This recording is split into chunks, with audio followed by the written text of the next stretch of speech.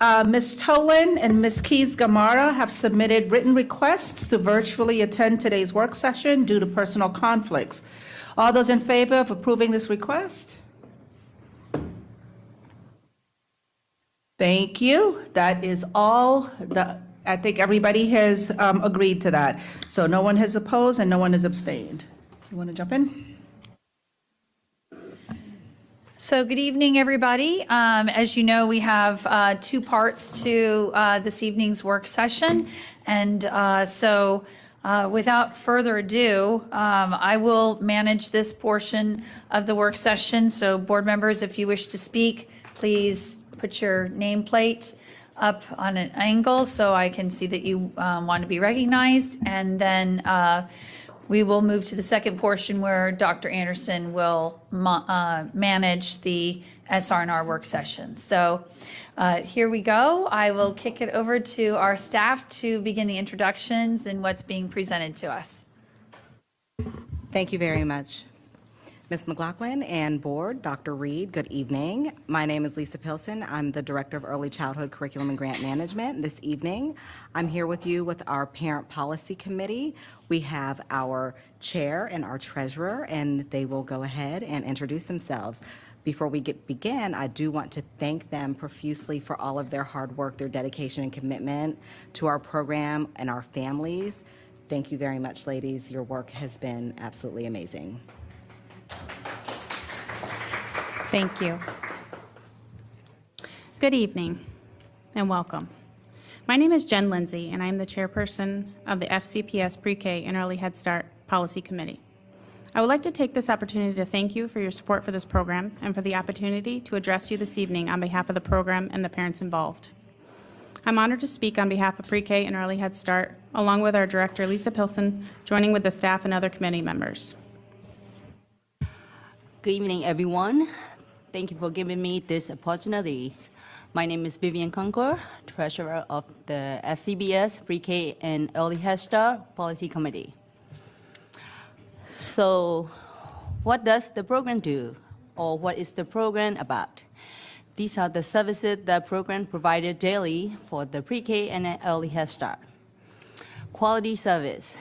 The FCPS, PreK, and Early Head Start EHS program provides high-quality comprehensive services to children ages 6 weeks to 5 years and a pregnant woman from income-eligible family living in Fairfax County. Students in the program develop the social, emotional, and foundational academic skills necessary for success in kindergarten. Cumulatively, total of 1,964 preschooler, infants, and toddlers served in a high-quality instruction throughout the 2022-2023 school year. Parent education. Of the 1,964 preschools and infants and toddlers served, 100% of the families were provided with supports of opportunities for health, nutrition, and parenting education. For example, Ready Rosie, which provides support with family engagement and school readiness. With the relationship building, Family Services staff provide support with in-home services to build a healthy communication boundary between school and home, such as meetings, conferences, and through encouragement of in-person volunteering. Teaching teams completed a home visit for every child at the beginning and end of the school year to build stronger partnership with family and staff. Medical and dental home. Parents and supporters in finding and establishing consistent medical and dental provider they can visit. For school entrance requirement and as ongoing source of preventive and primary care. Early intervention. 150 children were supported through the Child Find referral process. Inclusive placement opportunities were expanded through the opening of 2 inclusive classrooms. The family engagement. Parents took part in in-person and virtual volunteer opportunities, such as allowing parents to chaperone field trips and ongoing policy committee meetings providing 885 volunteer hours. Multi-tiered system of support, MTSS. Students received high-quality in-person classroom and instruction and additional supports when identified through MTSS for process, for educational, social, and emotional needs of the families and students. Nutrition and a life skill. Families receive informational education on healthy choices to make decisions supportive of their children's physical health and wellness. Students receive nutritious meal snack in the classroom each day, including students with dietary restrictions, such as food allergies, religious dietary practices, and other special needs. Trauma-informed support. All teachers and staff were provided with training or education to support families who may have experienced trauma. Quality instruction. FCPS provided high-quality coaching to teachers and instructional assistants so they can provide high-quality instruction. In addition to all young learners equitable access to literacy and FCPS STEAM and engineering practices through open-end materials and authentic problem-solving scenarios. The social and emotional learning. Social emotional learning is embedded into the pre-K and early Head Start curriculum and is also taught through conscious discipline and second-step lesson and games.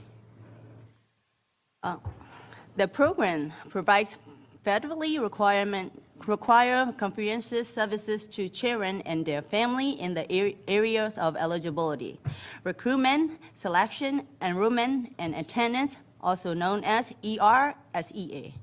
Governance, family services, health and nutrition, education, mental health, and disability to help them be successful and handle a variety of challenges they may face. Next slide, please. FCPS Pre-K and Early Head Start received 5,000 applications for the school year of 22 to 23. We had 1,849 spots available.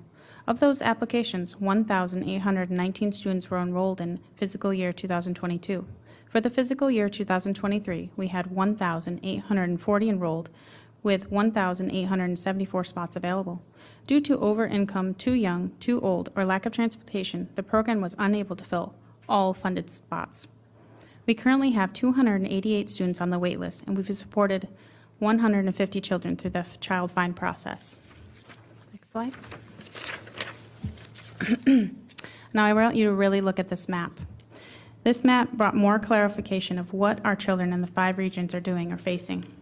The map on this page indicates the location of programs serving children in the full-day center based on family child care in Fairfax County. The dots on the map indicate the location of center or school-based programs. The shading on the map represents the percentage of children in each pyramid the FCPS entered kindergarten without a pre-K experience.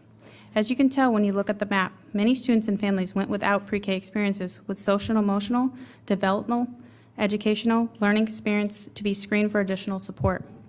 The reasoning for entering kindergarten without pre-K experience may be due to lack of financial resource, lack of transportation, and the numbers of pre-K classrooms or facilities available.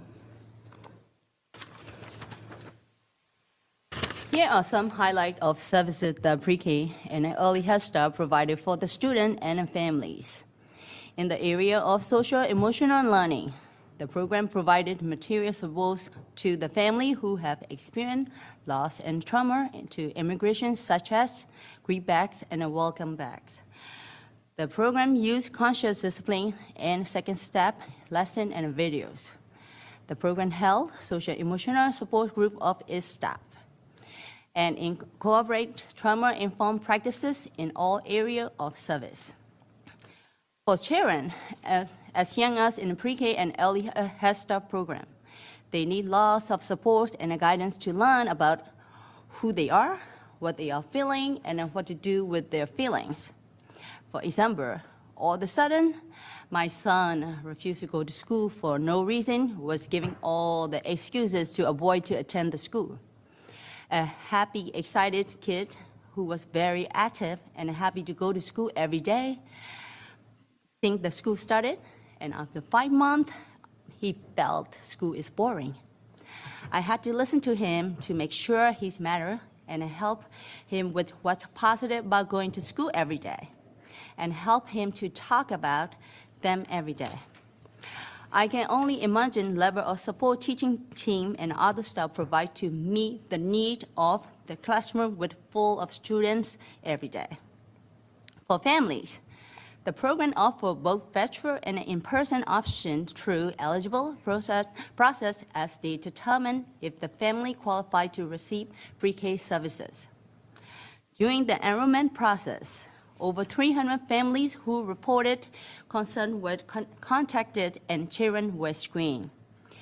Families were encouraged to be involved in the children education through family center meeting, policy committee meetings, and home visit. More families access Ready Rosie online parenting program than ever. And we hope adequate resources are allocated by the school system for the program to continue to provide all mentioned services. Throughout, throughout the 2022-2023 school year, FCPS PreK and Early Head Start parents had the opportunity to serve on the Parent Policy Committee, the PPC, an advisory committee to the FCPS superintendent. PPC meetings were held in person and virtually this year. Parents were selected at each PreK and Early Head Start site to be representatives to the PPC. At the beginning of the school year, we started with 100-plus volunteers, which were representatives to serve as parent leaders to their base school in 5 regions in the Fairfax County, either as a regional representative or alternate representative. Parent Policy Committee duties included the Executive Board members teaming together to schedule, facilitate Robert's Rule of Order, and planning events so parents, staff, governance staff, and children can become more involved and invested in the children's social, emotional, and educational development, along with growing demands children's need. The Executive Board members met virtually and in person, along with planning meetings and creating agendas for staff and parents.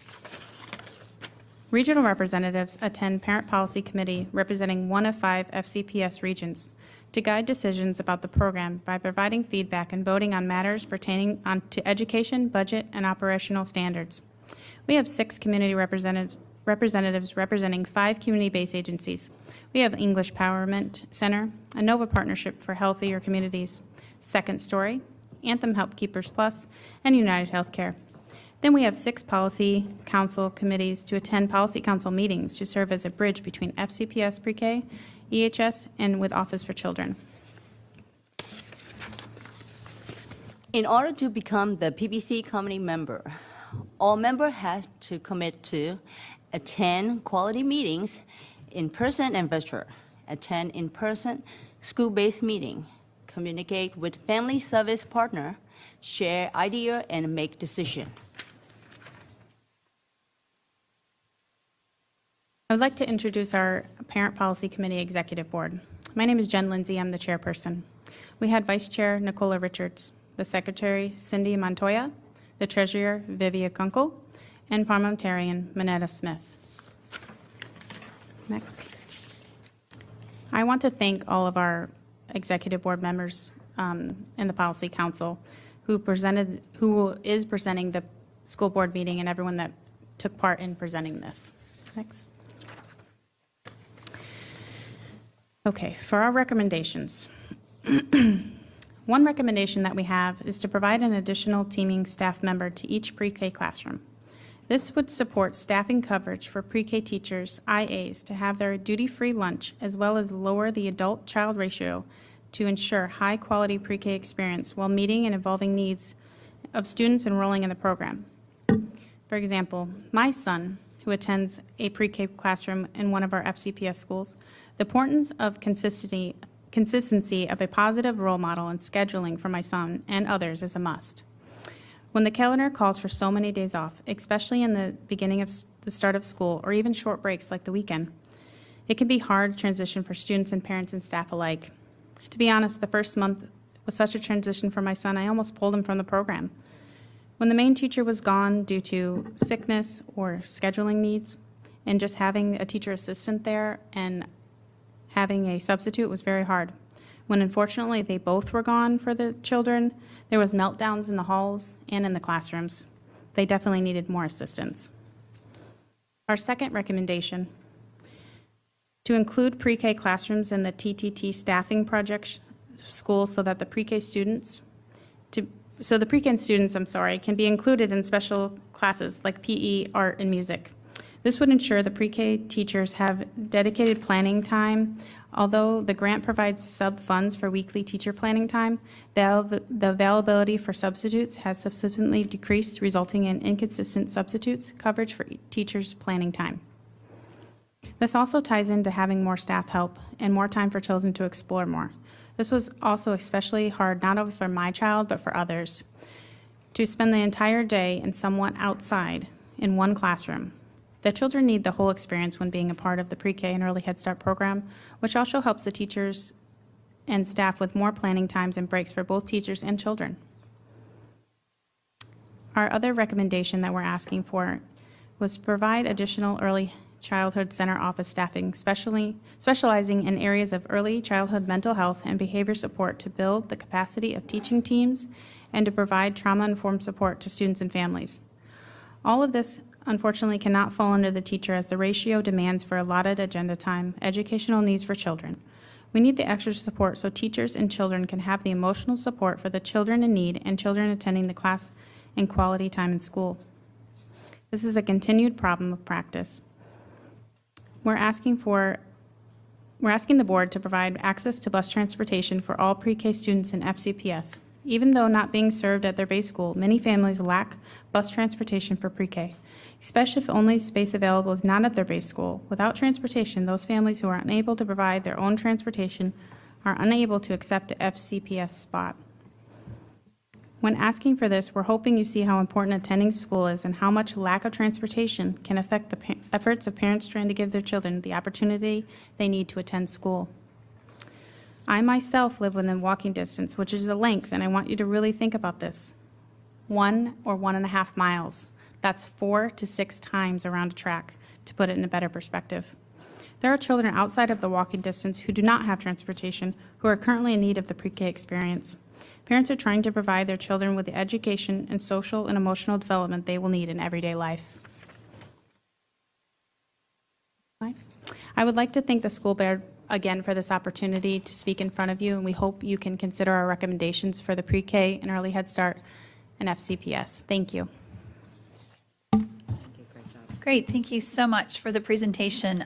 Before I move to board member questions, I did want to highlight that as we were looking at the PowerPoint presentation and then the actual printed report, we did not see the written recommendations that you just covered at the end. So I don't know if it just didn't make it into the page. Oh, we're looking at it. The full report. Inside the full report. Inside the full report, they're on page 11. What's here? Yep, okay. So that was for some reason, her copy doesn't have that on there, so we were concerned nobody had it. Okay, that's do good to know that's apologize. it. No apologies, just glad to know it's in there. Okay, good, Because that's the meat and potatoes of the whole thing. Correct, and we're So, hoping you consider. Yeah, well, again, thank you so much for not only your service, but also for presenting here this evening. I do see that just about every board member is going to be asking questions, so we'll go ahead and get started. I have Ms. Derenak Koufax, followed by Mr. Frisch, and then Laura Jane Cohen. Thank you so much for being here tonight, and thank you for your time throughout the year. We really appreciate the work that you're doing. And this report was so professional and so comprehensive and very clear, so we do appreciate that very much. I guess I will start with my question. Have you priced out, and this might be for staff, the cost associated with some of the recommendations? I'm going to start with transportation.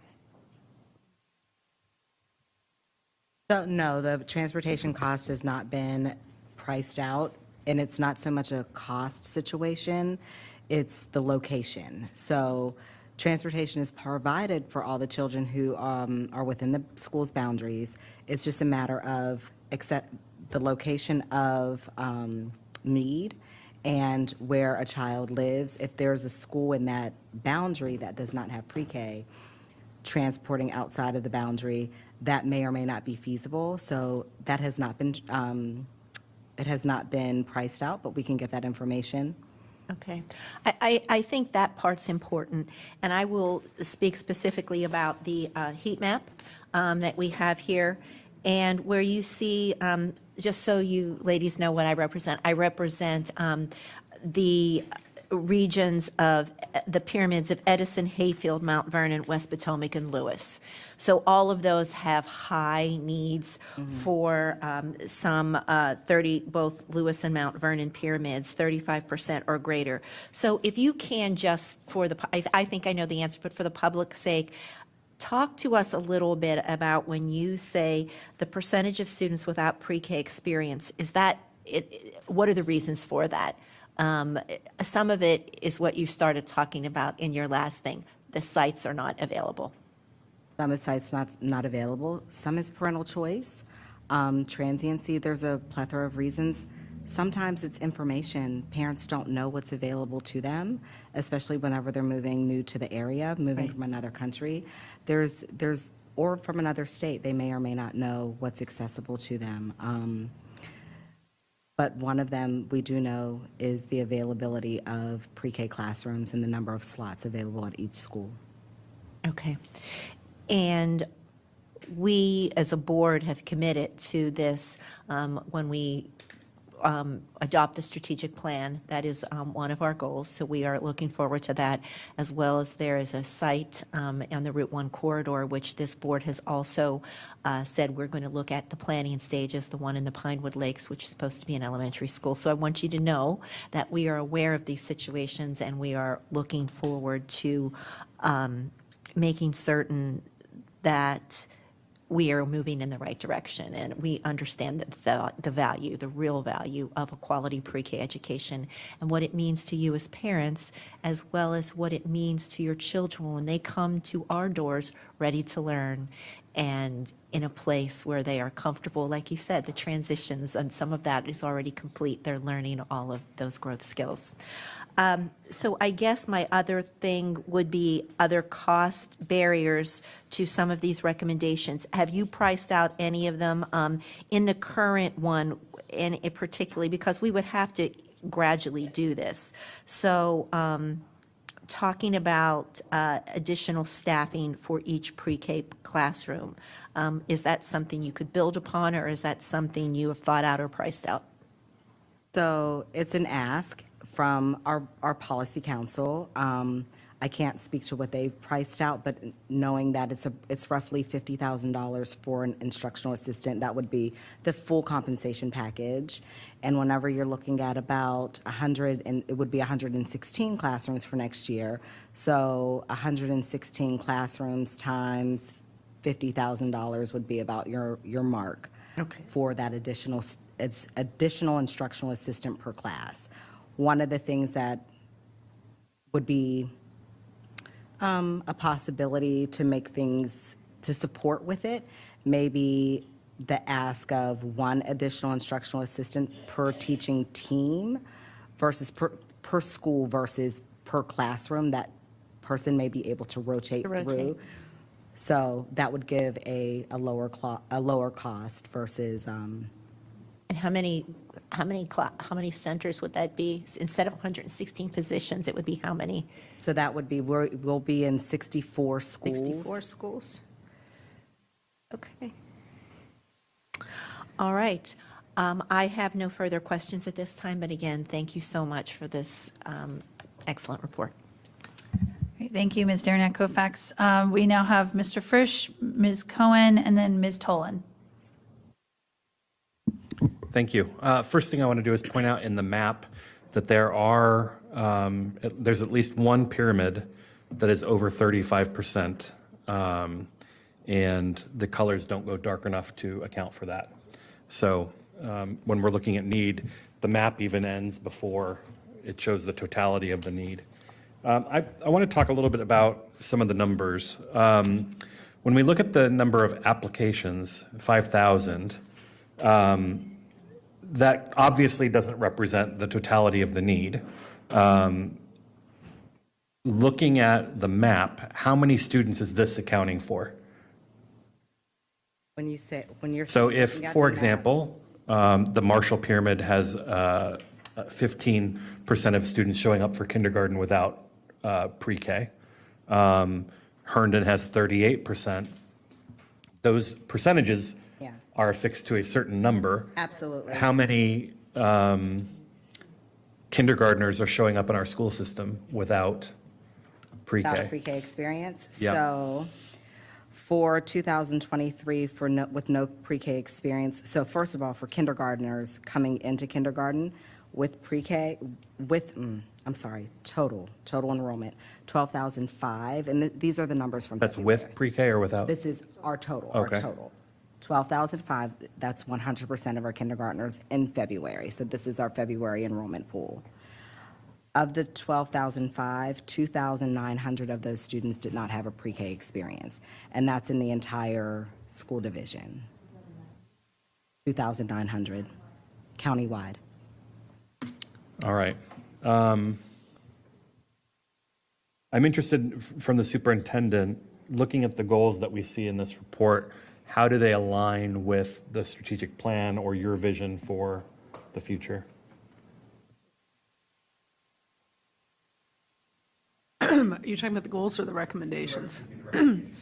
Right now, we are really struggling. In fact, we, at Cabinet this morning, discussed all of the new preschool program classrooms we're opening this fall that we currently have no staff slated for. So I think our priority right now is to make sure that our classes are staffed to the current ratios for us to start the year, because we've grown, Lisa, I'm going to say over 40 preschool classrooms division-wide that are the result of Child Find. Yes. So that's a significant number. So I think one of the things in terms of a priority would be to make sure we're funded from the get-go. I think the outcomes in the report are absolutely in alignment, Mr. Frisch, with where we want to go. I think we're going to have to use our current resources, for example, in the SEL and mental health support. I think we have staff that are doing that now for K-12 that we need to bridge to support pre-K. So I think that the knowledge is in the division. We just need to maybe have that team connect with Lisa's team to provide more direct support. But the outcomes are certainly in alignment. Because I know when we visit schools together, you're always looking for places where we can locate classrooms. Speaking of Child Find, 150 students identified by Child Find. Is that the full number of kids who need extra support that are arriving in our system? And do all of those students have any access to inclusive settings? So you're asking two questions. Yep. The number of children that are being identified for special education support. Through our Child Find, children in which we are going through the testing process with them that are brought to our attention, the number of children that are found eligible are being serviced in some way, shape, or form. Whether that child is being serviced within a pre-K classroom, whether they are referred for into a self-contained setting, or if it's a child that is gone through Child Find, however, they are not in preschool at all, and some families, that's their preference. They would prefer to receive services in the home.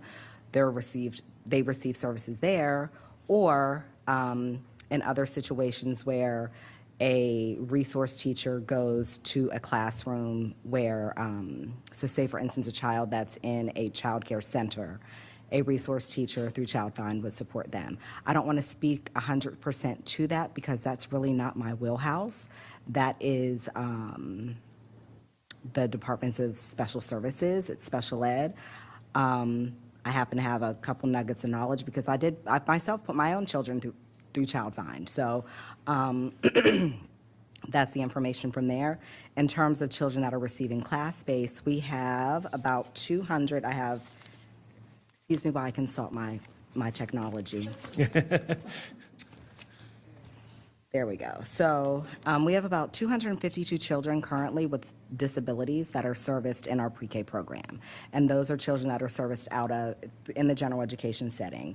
Some of the students, about 153, they have SPED resource teachers that are coming in to the classroom and giving them services. So those would be our ECCB teachers. They teach half day in a self-contained setting, and then they provide special education services to a child in a pre-K classroom. Then we have about 85 students that are dually enrolled. So that dual enrollment is they attend the gen ed setting for half of the day and then go to an ECCB or a self-contained setting for the other half of the school day. Let me see what else. We do have inclusion classrooms. We have 5 inclusion, I'm sorry, not 5. We have 7 ESIP programs. So in our ESIP programs, that's where the teacher is duly certified for special education, pre-K, and gen ed. And we have 7 classes where 5 of the students have an IEP and 8 students do not. Do you have any idea what the transportation situation is for those classrooms? So our students that are in a specialized program, I can't speak to that, like if they're self-contained. Students that attend our program, I can't say if they're a child that qualifies for transportation or not. If they do, they get the transportation. If it's a child that some families choose to drive, whatever the case may be. Children who are, say for instance, they attend half-day in pre-K, half-day in ECCB, they are transported through transportation Okay. at that midway point. Well, and the 252 that you identify as having special education services, those are not all from Child Find. They're either child find or referrals from the classroom teacher, yes. All right, I appreciate it, and I very much thank you for your service on the committee, and anybody else who's here. Thank you very much. I think this is going to help us a lot as we deliberate on how to meet the needs of the community, knowing that we still need significant support from our county and state partners, as well as any grant money we can get our hands on. Of course, thank you. Thank you. Thank you, Mr. Frisch. Ms. Cohen, followed by Ms. Tolan, followed by Ms. Pekarsky. Thank you. I'm glad to follow up on that. Yeah, we'll flag. I feel like we keep having this conversation, and no disrespect whatsoever meant to Francine Furby, who does a great job, but our transportation seems to be the limiting factor in like every single arena. We keep saying about placement of kids and ability to attend pre-K.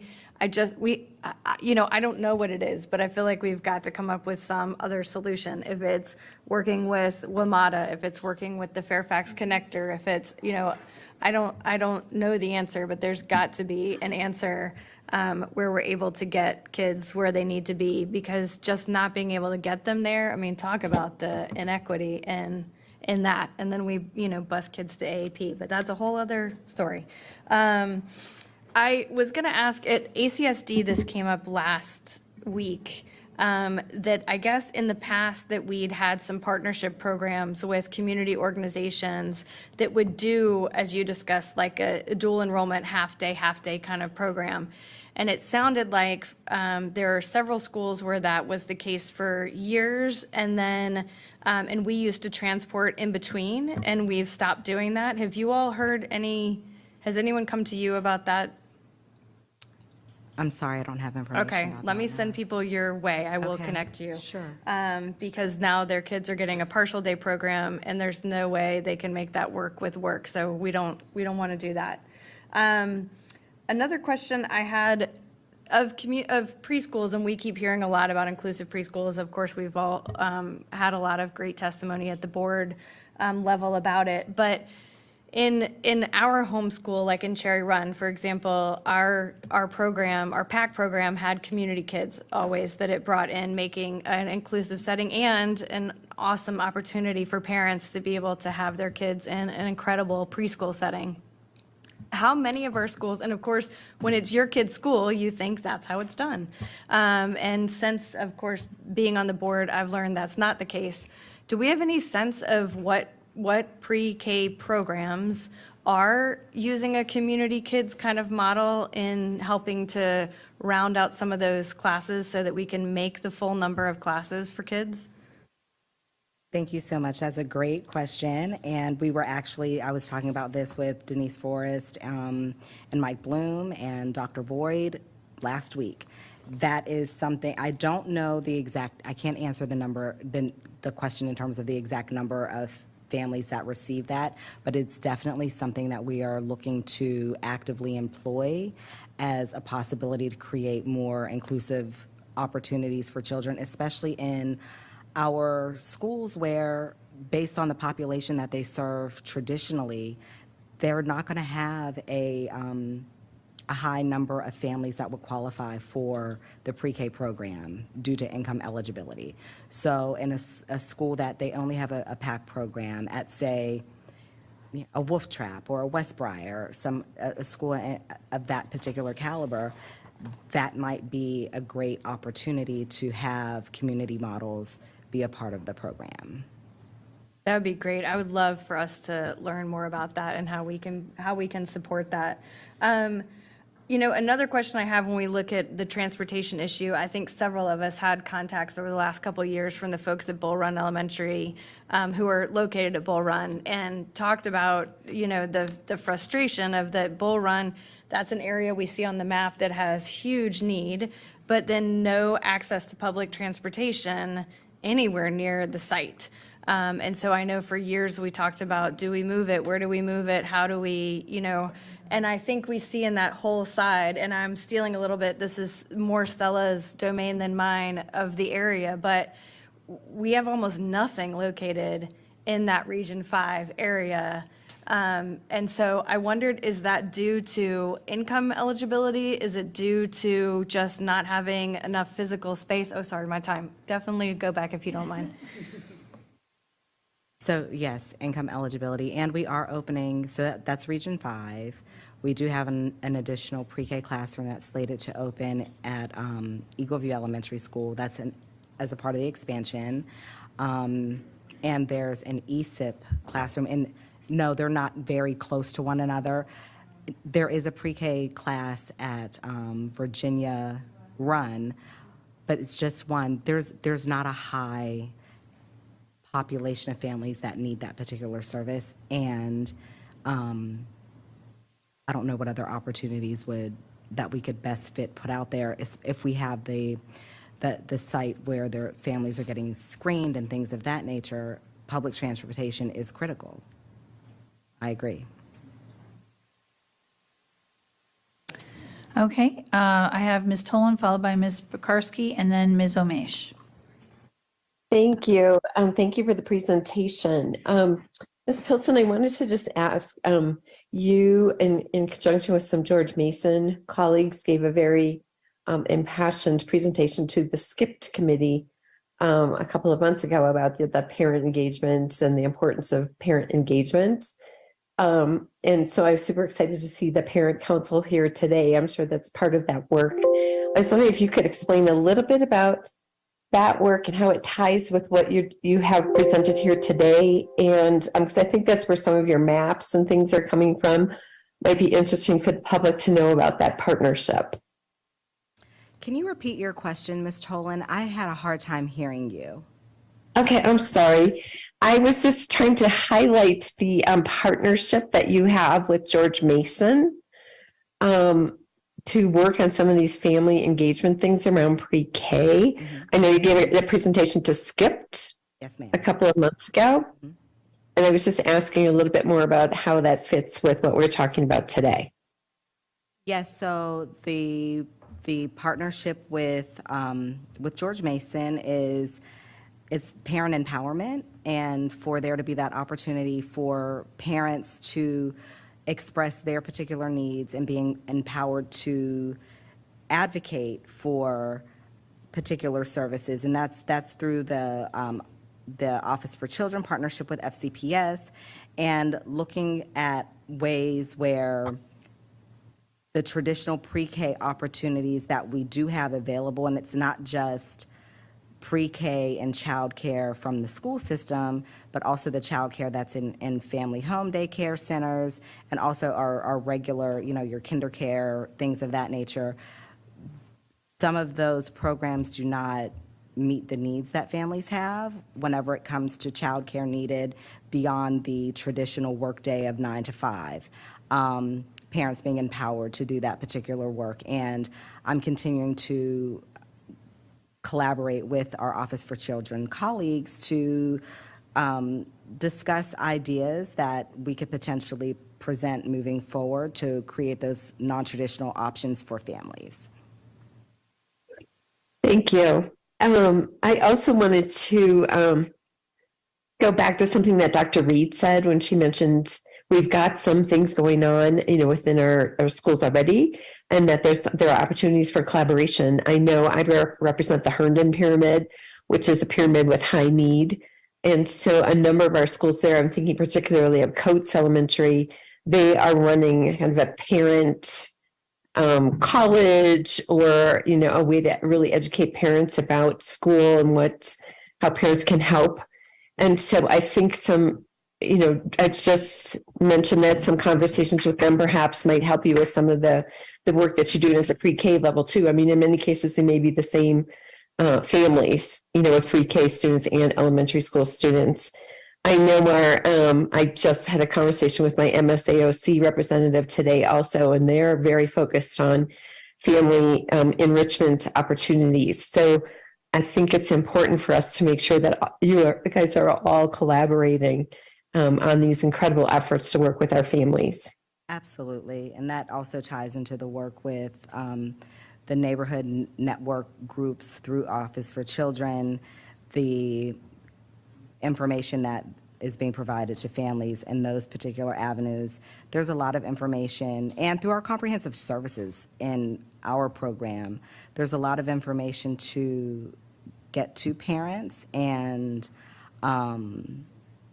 making sure that we're reaching them in the right ways is definitely imperative so that they have access. Great. The only other thing I just wanted to clarify, the 5,000, I didn't quite catch this, the 5,000 people who applied, I know some of them applied, they weren't eligible, but how many of those 5,000 people were actually eligible and could not participate? I will have staff get that exact number for you.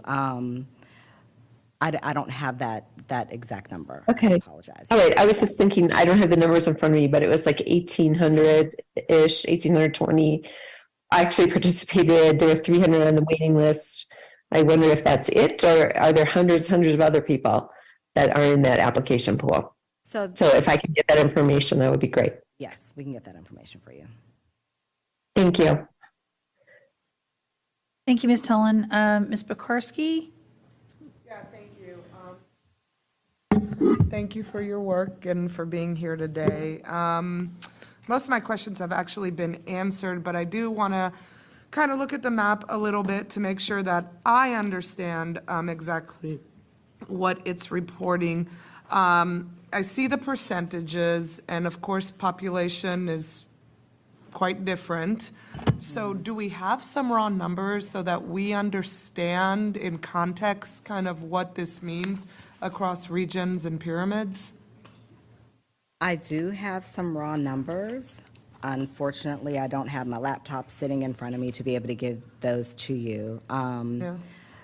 We do have the breakdown of how many children and percentage of children that enter pre-K, enter kindergarten without a pre-K experience. And to take that a step further, we have children that are entering pre-K without a pre-K experience that would not qualify for the program. Right. And taking it a step further and looking at the number of children that are entering kindergarten without a pre-K experience who qualify for free and reduced meals. Yeah. There is, those students would most likely qualify for our VPI program or for Head Start. So looking at those numbers, and we do have those, we can get those to you. Yeah, I think that would be very helpful to kind of, for us to see what the disparities are and, what programs could serve. I mean, just so we understand exactly what we're looking at. I would like to see that.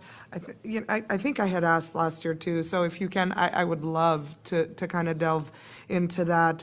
I think it's important to note that no matter where we are in this county, there is great need. And I think sometimes, in our conversations, that gets lost. But I look at Region 5 where I am, and you look at, 25%, like those are very high numbers. And so that's where I'd like to see that population breakdown. And there are not a lot of sites, and there is not public transportation out there, which is yet another, so I'm excited that we're looking at this through our strategic plan, and that, follow-on that we did or whatever, the budget amendment last year. But I don't want us to forget the entire county, that all of these kids, I don't want us to get stuck in that percentage, because every one of these kids is worthy of that experience and should have access.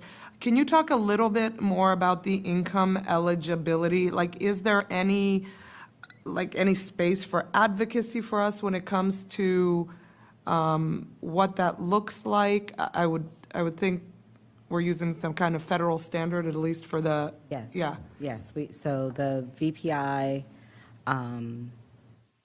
threshold is 200% of the federal poverty line. Okay. And we can, depending on certain circumstances, we can go higher. However, with VPI, only 15% of our population can be above that 200%. Gotcha. Okay. So that's not a lot. No. We do, and in thinking about, we're in Fairfax County. Yes. It's expensive to live here. Yes. And we have families who, they could be above the 350 threshold, they could, and not qualify for anything. However, that's whenever families are stuck with a choice. Is there opportunity for advocacy for alternative subsidy? I think the board would be a great voice to advocate for that at the state level, advocating for a threshold being higher than 200%. That may help us catch more families. It's difficult to say, and given that we're in the state of Virginia, the income disparities are very different. Yeah. What the income is like here is not going to be the same as it is in Emporia. Virginia is very different. Yeah, well, you answered that. That was actually where I was kind of getting to, so you answered that. Yeah, thank you for your work. Obviously, we have a long way to go, and I am looking forward to the strategic plan being help in that, but we cannot do this alone in Fairfax County. And I look forward to seeing that information. Thank you. You did have a question about a specific number that I do want to circle back yes. to.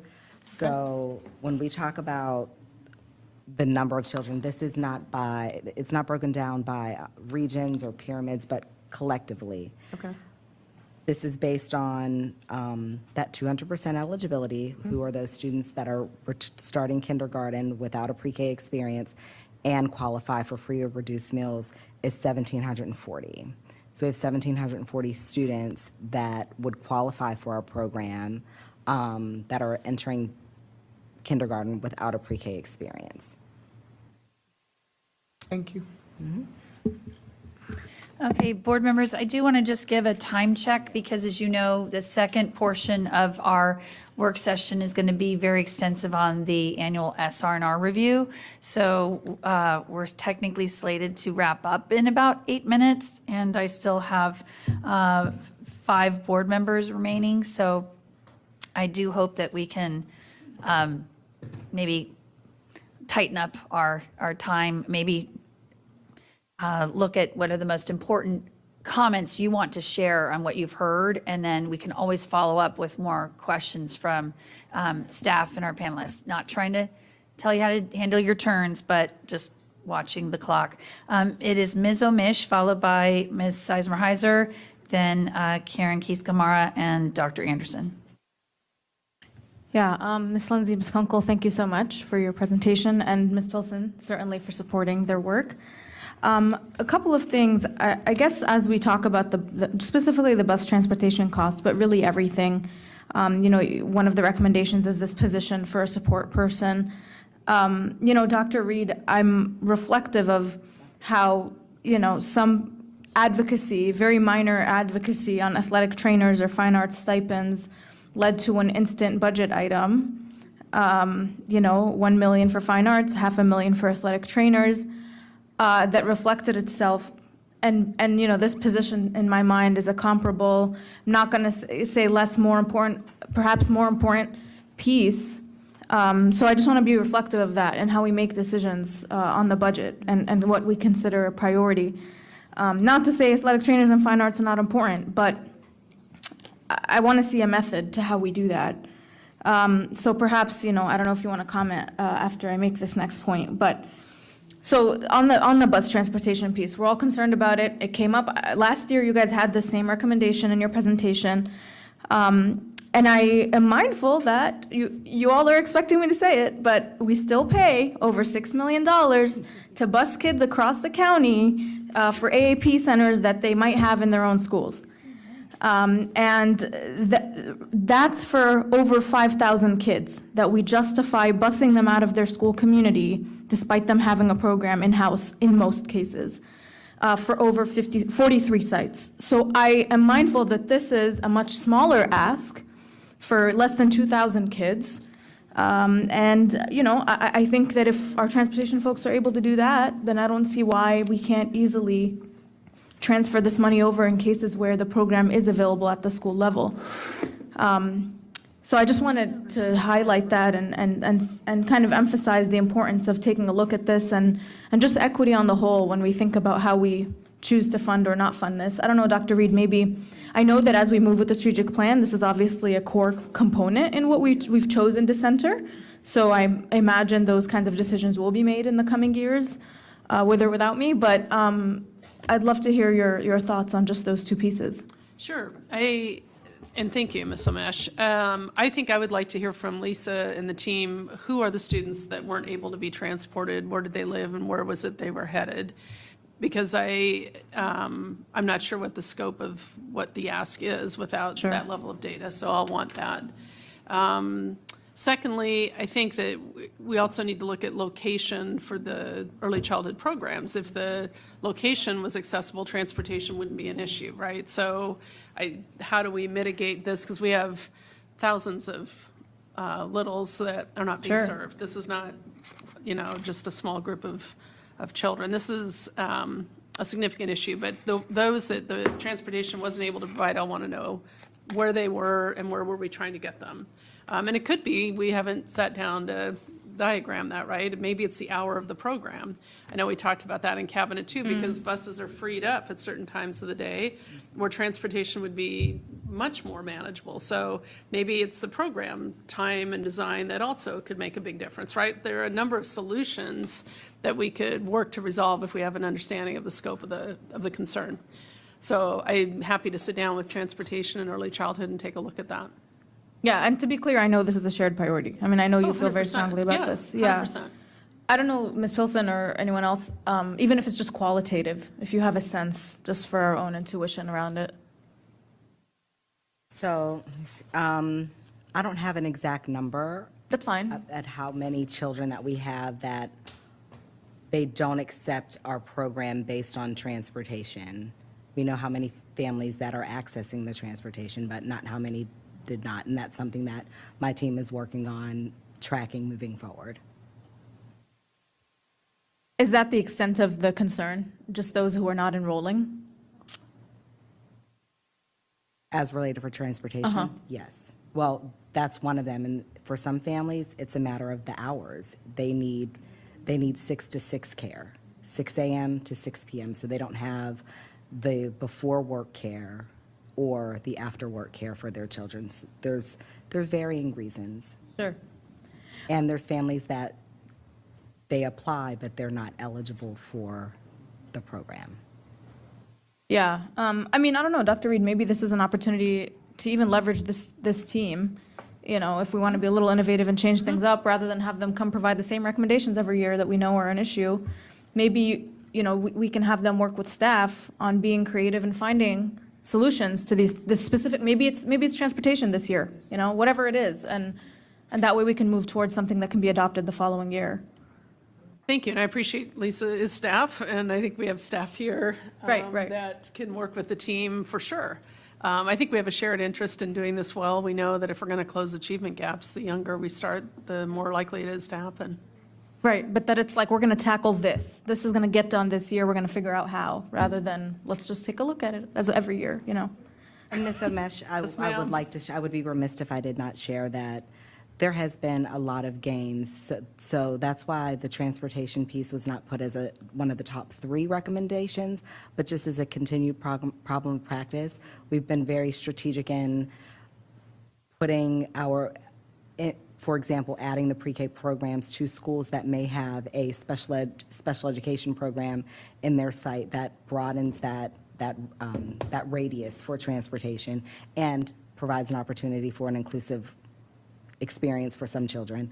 Also, making sure that when we're placing children, they're in sites that have an AAP center or a program in Enhanced Autism Center, a program that does provide transportation beyond the boundaries, that does create a broader scope.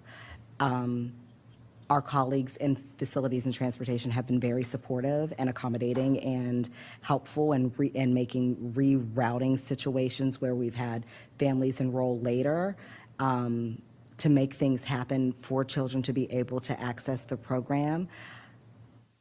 The number of spaces is also a contributor sometimes. So the transportation piece, I wouldn't feel good about sitting here and saying, oh, transportation isn't doing their part. We're all doing our part. It's a heavy lift.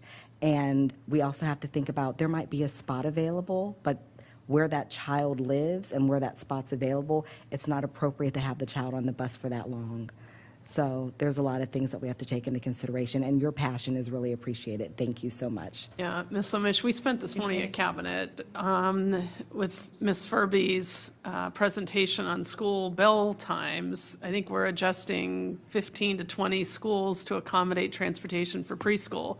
So I know our transportation, that's why I'm saying I need to know who these kids are, where they are living, and where the program is, because their transportation's gone to great lengths to accommodate getting our preschoolers to class. So I appreciate, Lisa, what you added there.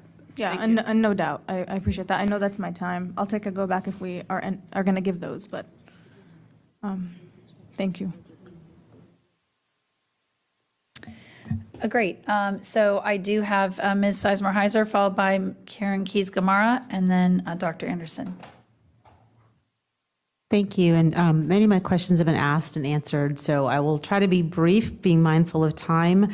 I just wanted to ask, I was a little confused, so to clarify, you said that we have 7 inclusive classrooms right now, ESIP classrooms, 5 students with IEPs, 8 that do not, right? In my back of the envelope math, that's 91 students total, 35 with IEPs. And you know, to confirm my math for me, but that's just kind of my back. But then earlier, somewhere you said there are 252 kids with disabilities in pre-K and gen ed, and 153 SPED teachers fit in. So I wasn't sure how that fit with the inclusive classrooms. Are those in non-inclusive classrooms, but then there's 252 in gen ed? Those are non-inclusive classrooms. So how are they non-inclusive gen ed? I'm confused. You know what? That is, you fixed our vernacular. It is inclusive, absolutely. There's students that have IEPs they're in this general education setting. They're not served in a self-contained program, is what I'm saying. So they're in private preschools with? No, they're in pre-K.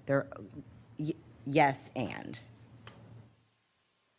Yes, they're in our pre-K. Okay. And they have an IEP.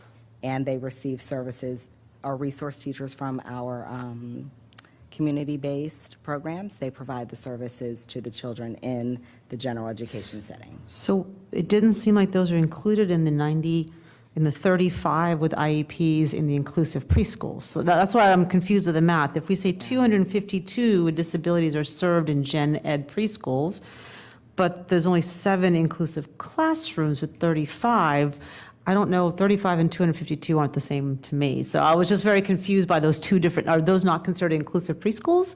What's the difference? It's a program model that we've been piloting. Okay, that's what I was trying to get at. That's what I was trying to, because to me, if you're included, you're included, Yes, right? And absolutely, So that's what I was trying to absolutely. understand, that difference. So there's a particular program that you have for Yes, inclusive ma'am. preschools, that you have 7 current sites. That we've been piloting. Okay. Yes. I just wanted to make sure I was understanding that correctly. So what's the difference between the program and the ones that are in gen ed? So the difference is this teacher is duly certified, so they're not receiving their services from someone else somebody's not coming in, that teacher is duly certified in the classroom that's with To the provide the child all services. day. So there's no push-in from somebody else? No. Okay. No push in, no pull out. I just, because it's a small number, right, but if we're doing inclusion in other settings, I think it's important to lift that up, is why I was trying to Absolutely bring right. that up. You're absolutely right. So yes, it is happening in other settings. It just looks different. Okay. And then I did want to lift up, I think it is important to advocate, you know, I'm really glad pre-K it's a strong part of our strategic plan, but, you know, as I think somebody says, we need partnerships around this, right? Because I think the numbers you shared, that 1740 students, I believe, qualify for the program, right? That's more than half of the students who are entering kindergarten without pre-K. Because I wrote down 2,023 are entering kindergarten without pre-K, and 1,740, 2,900 are. 2,900. So it's pre-K. it's still About half. about half. It's about a little more than half. So that's a large number. I'm just wondering what we can do on advocacy around that with our partners as well to lift that issue up. I think that's an important piece I wanted to mention, because again, I think this is an important priority, but again, schools can't do this alone. And so as we're looking at our advocacy and maybe our legislative package and things, I think some of these data points are really important to lift up. So I wanted to flag that. And then I was wondering, when you look at the heat map, right, and the access, and also you talk about screenings and who's bringing their, either referring their children for screenings or who's being, are you looking at based on demographics? Are you looking at sort of, when we're looking for family engagement outreach, are we working with, you know, different equity teams and cultural competency around that, and looking at cultural barriers as well to accessing pre-K? Because I think it's an important piece to look at. When you're asking about screenings, what exactly do you mean? Well, my time is up, but I'll clarify the question. Just screenings for either special education eligibility or people who are reaching out to say, hey, I might qualify for this preschool program. Yes. And, you know, how much of that are we doing in a way that's culturally competent, given our changing demographics, to make sure that all of our families, we're engaging our families in a way that will, so it'd be just interesting to have some demographic data. And I'll stop because I'm beyond my time, but. Thank you. Thank you, Ms. Sizemore-Heiser. I have Ms. Keys-Gamarra followed by Dr. Anderson. Yes, thank you. Unfortunately, I'm not able to turn my camera on. I just received a notice, but I want to thank you guys for bringing such an excellent report and allowing us to highlight on something that is really, really critical. If I could just ask a few questions, you may have addressed this, forgive me.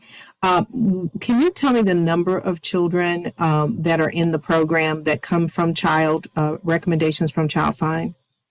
We have two, let me get the exact number. Hold on, I have to look at my sticky, Dr. Keys. Come on, give me 1 second. I appreciate the elevation, although most times attorneys are called doctor, but I appreciate it. Thank you. So we have 252 students that have been found eligible for support in our program through Child Find. Okay. And are we identifying the number of students that are ESOL?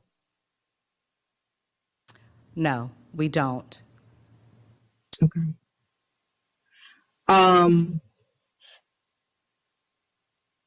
Has that been difficult, or, you know, I guess as I look at our demographics, I'm thinking if that's a need, we want to make sure that we're providing teachers that can address that community.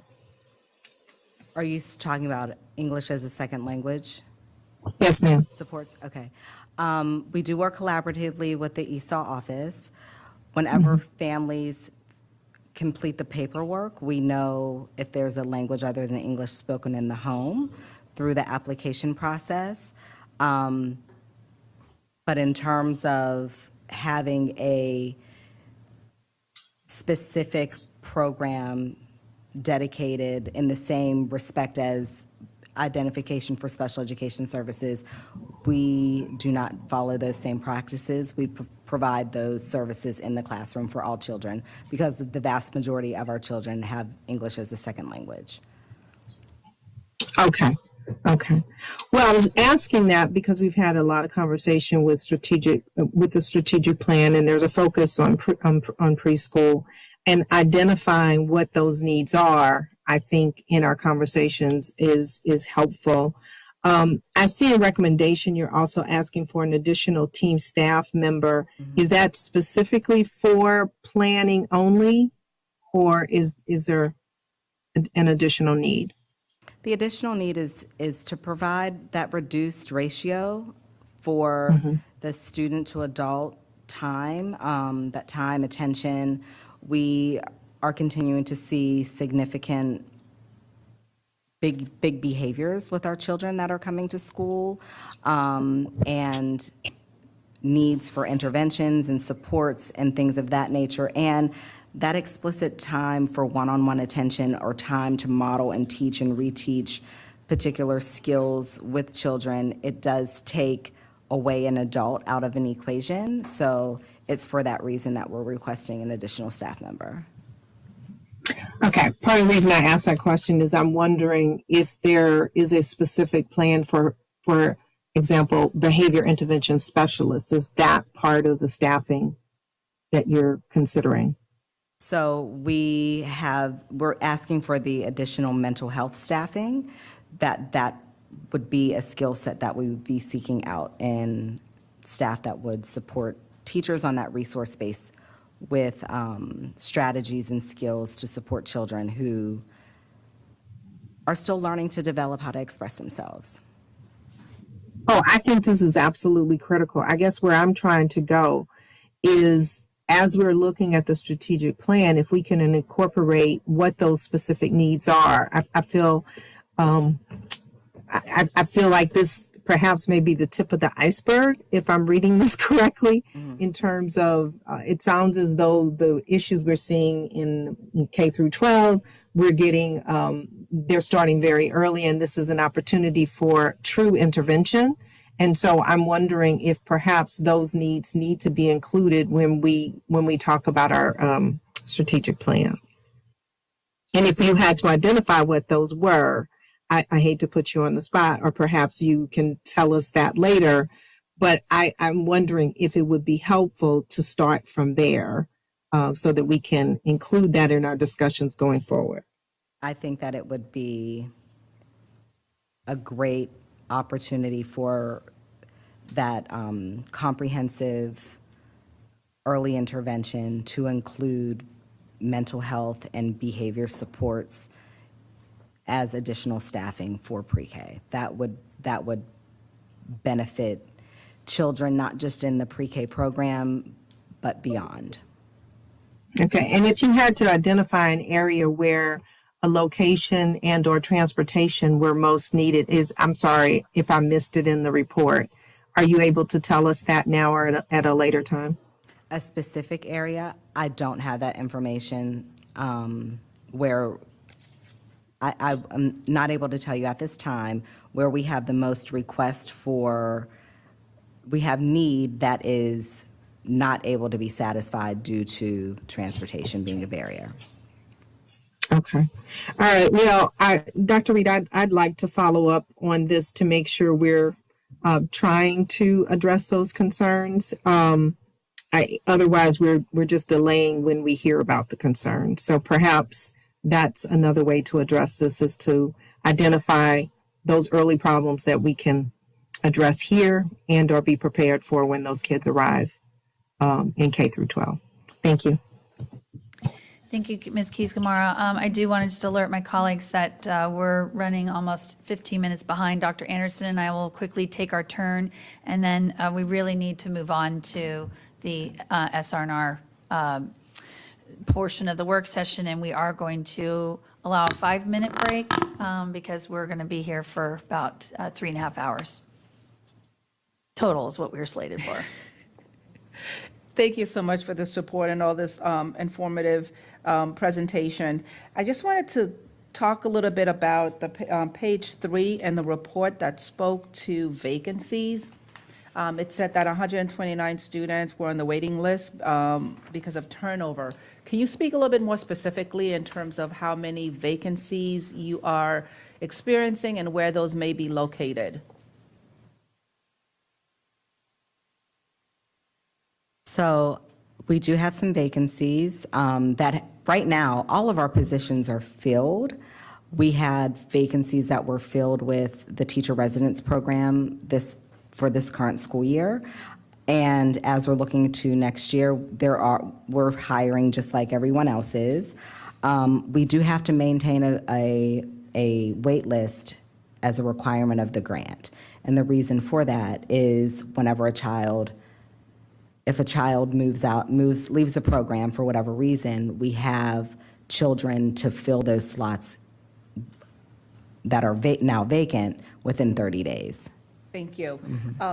I've been hearing a little bit in this conversation regarding the certification of teachers. So am I understanding that the certification for the teachers in these programs are similarly to our K-5 teachers? So for the pre-K, There's a licensure, there's a license? Okay. Yes, the same exact licensure. They may be just early childhood. Early childhood, exactly. Thank you. So Dr. Reed, just speaking to the recruitment efforts, are we including this part of our work when we are recruiting to staff our schools and our classrooms? Yes, we are, and I think Lisa's a key piece of that, but I know that Dr. Wilson and her team and our principals. We heard this morning from principals who have multiple openings for the fall and are actively recruiting. Thank you. Ms. Pilson, you also spoke a little bit ago in terms of parents electing to not have their students participate, even though they may have been secured a spot. Hours is one of the things that you mentioned. Is there anything else that would lead a parent that you know of that have led parents to not take their spots? Not at this time off the top of my head. Some of our families, it's cultural.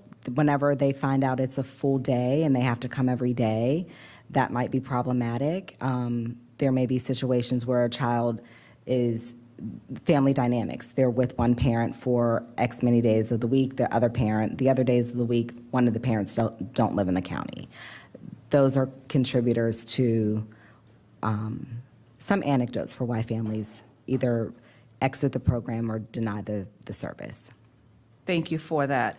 You know, as a school board member who represents Falls Church, Justice, and Annandale, pretty much they're very dark on these charts. So I'm particularly vested in ensuring that we have the supports where the needs show up the greatest.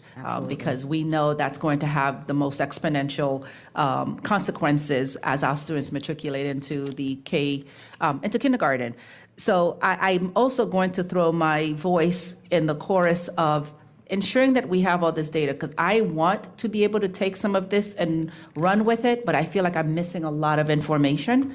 So I would love for, the work of the committee is tremendous, but I would love for a little bit more staff support when it comes to getting some of the data around some of the questions that we've asked, just so it's more easily actionable by the time we get here.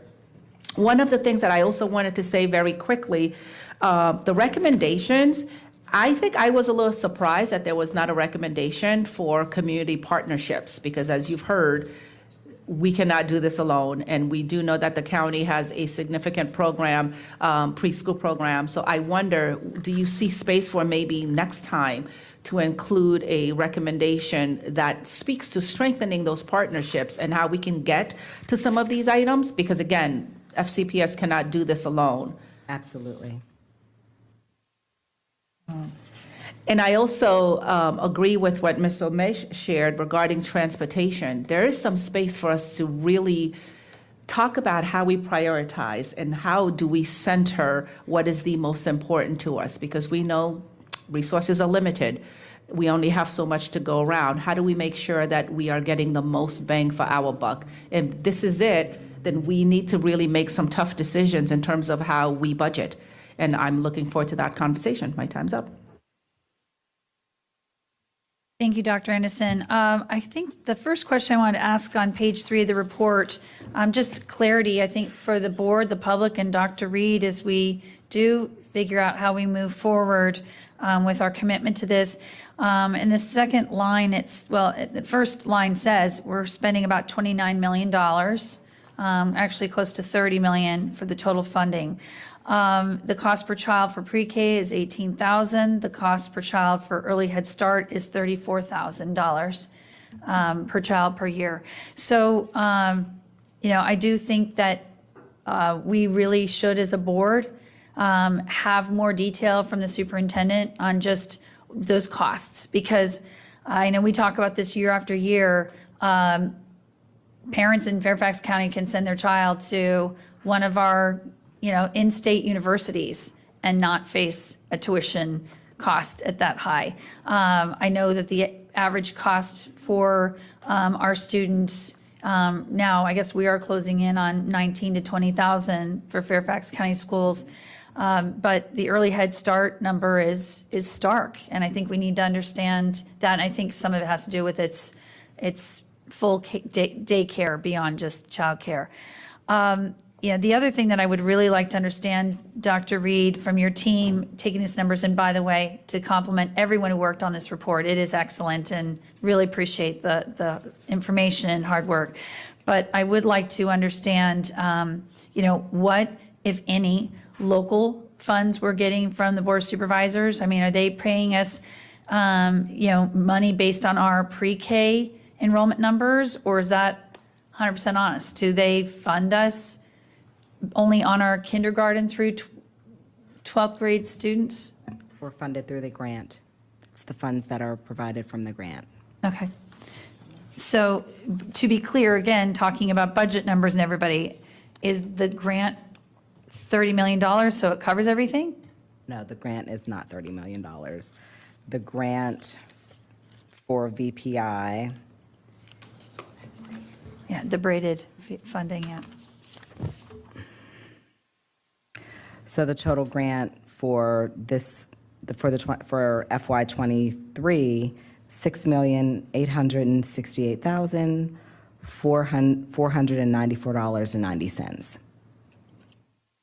Okay, so we'll round up to $7 million grant on a almost $30 million price tag. Yes. And the rest is covered by FCPS budget? So this is from VPI. There's Okay. also the Head Start CFCP grants. There's other grant funds as well. So we have the 100% match. So the match from the FCPS operational budget, it is substantial, and it's substantial to ensure the quality of the program that we run. So, Dr. Reed, I would say that I think for intentionality and strategic focus and effort going forward, we really do need to build this into a future work session for the board. As a founding member of the SCIPT, which was created as a successful Children Youth Policy Team, this was like the number one thing that we were supposed to commit to, and now it's been like a decade. So I do want to finally capture something that Ms. Omesh said about the cost of AAP bus transportation at almost $6 million. And the fact that also this upcoming budget with the athletic trainers and performing arts stuffing, there's no question to what Ms. Omesh is saying. We're not trying to pit programs against one another, and I wouldn't want to have a conversation about AAP transportation versus pre-K transportation.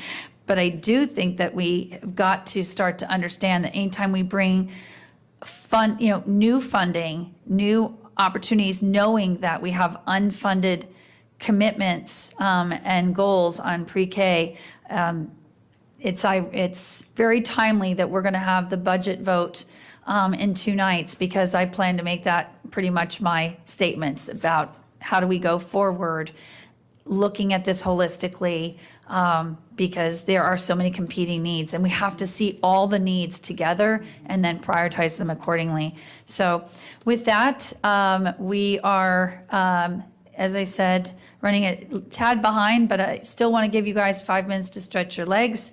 And so we will come back exactly at 6:30. Please come maybe even a few minutes early. Thank you again to everyone here who joined us for this presentation. Thank you. Alrighty.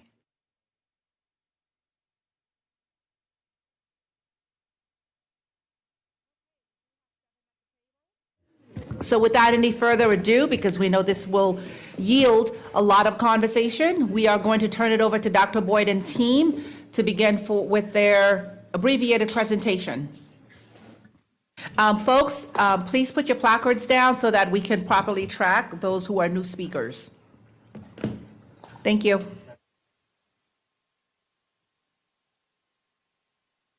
Thank you, Dr. Anderson, and good evening. This evening here with me, I have Dr. Shannon Anderson, who is the coordinator for student conduct and equity. I always get the title messed up. Equity and student conduct. Dr. Anderson provides leadership for the SR&R. I'm also joined by Dr. Michael Axler, who's the interim acting Director for Intervention and Prevention Services. As Dr. Anderson shared, we are going to just very quickly share a few updates that we've made to the draft SR&R related documents since the May 11th school board presentation. A couple of revisions that we have that we want to go over with you from the May 11th presentation are relative to value statements, the bias and harassment reporting process, the discriminatory harassment definition, an added responsibility for supporting our safe school communities as it relates to bystander expectations. We've also made some revisions to the draft dress code and made a proposed draft to the dress code policy. Additional revisions since our last time together also include some revisions to substance misuse responses, and then certainly we welcome your questions, discussion, and feedback. Very quickly, looking at our value statements, I will not read them to you. They're shown on the screen, but we did make some revisions to ensure that the value statements were more concise and to ensure our wording really articulated the message that we wanted to convey. Another piece relative to the value statements that we did revise is really wanting to make sure that we uplifted the very first statement, ensuring that we truly do support fostering safe schools that are free from harassment, drugs, marginalization, weapons, and other forms of violence. That was critical feedback that we received from some stakeholder groups, and so we did elevate that since our last time together. Looking at the bias and harassment reporting process, we initially had some language in the draft document that spoke to a pending process relative to bias and harassment reporting. We've since deleted that reference in the draft SR&R because it is still in development from a multidisciplinary group, and we want to make sure that when it's incorporated, it's finalized, that it's been thoroughly vetted, and that we can fully respond to questions for you. We do want to make sure that at this time we do elevate and clarify that that doesn't mean that we're disbanding processes for students reporting concerns about bias and harassment. We still do have two mechanisms outlined in the Students' Rights and Responsibilities, one regarding the right to an equal opportunity, and two regarding the right to express or voice concerns. And the respective reporting processes are articulated and outlined in the draft SR&R.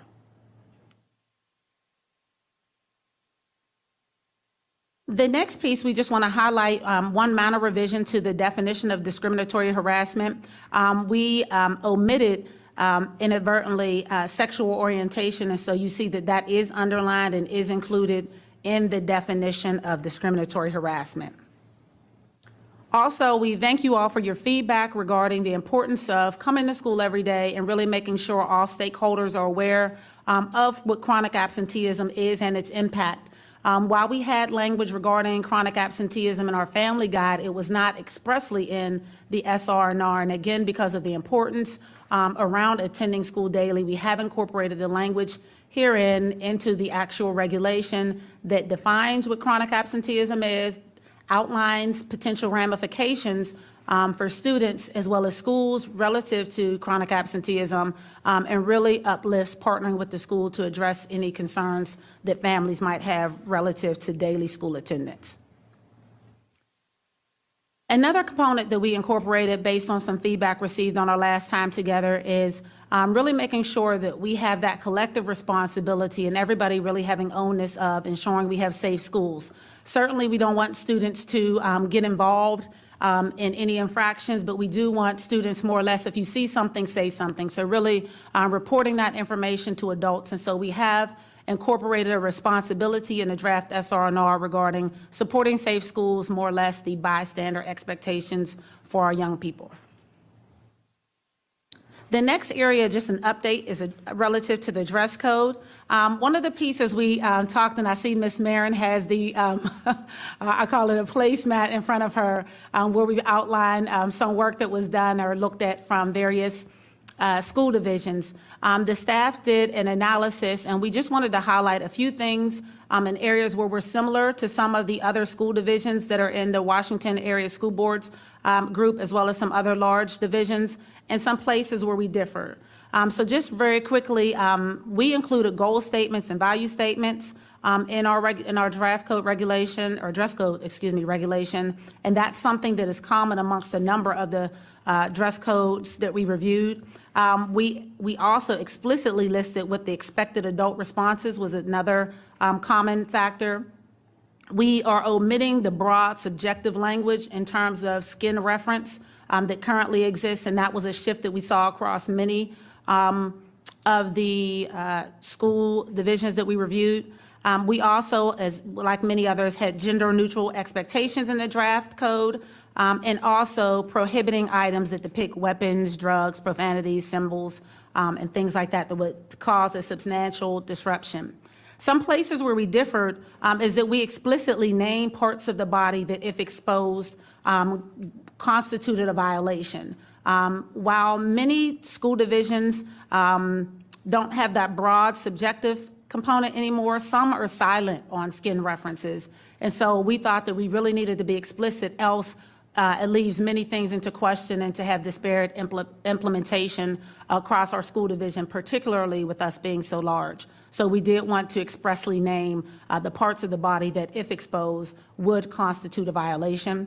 The other piece, and this also was something that amongst discussion with various stakeholder groups, both at the leadership team, cabinet level, principal groups, was something that was common amongst the discussion, was language around whether midriff would be exposed. We did not prohibitly exclude midriff, and as shared in our May 11th time together, we shared that we really looked at safety and causing a substantial disruption as the level or the bar to exclude something, as opposed to including it. And so we're silent there.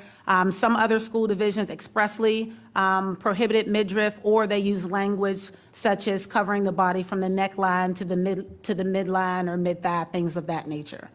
So those were some of the takeaways, but again, we really wanted to undergird it with, we want to have safe schools. We don't want to certainly infringe upon parents and guardians' rights to have that decision-making authority with their children, but we do want to have some consistent expectations across the division.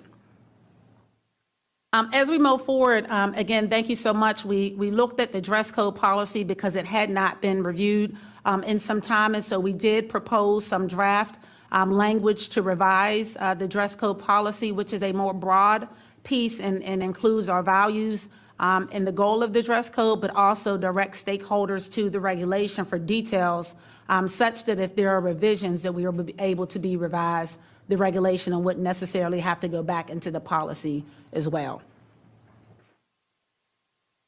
A couple of other things in the dress code regulations specifically that were revised since our last time together. We removed mention of headwear and optional attire.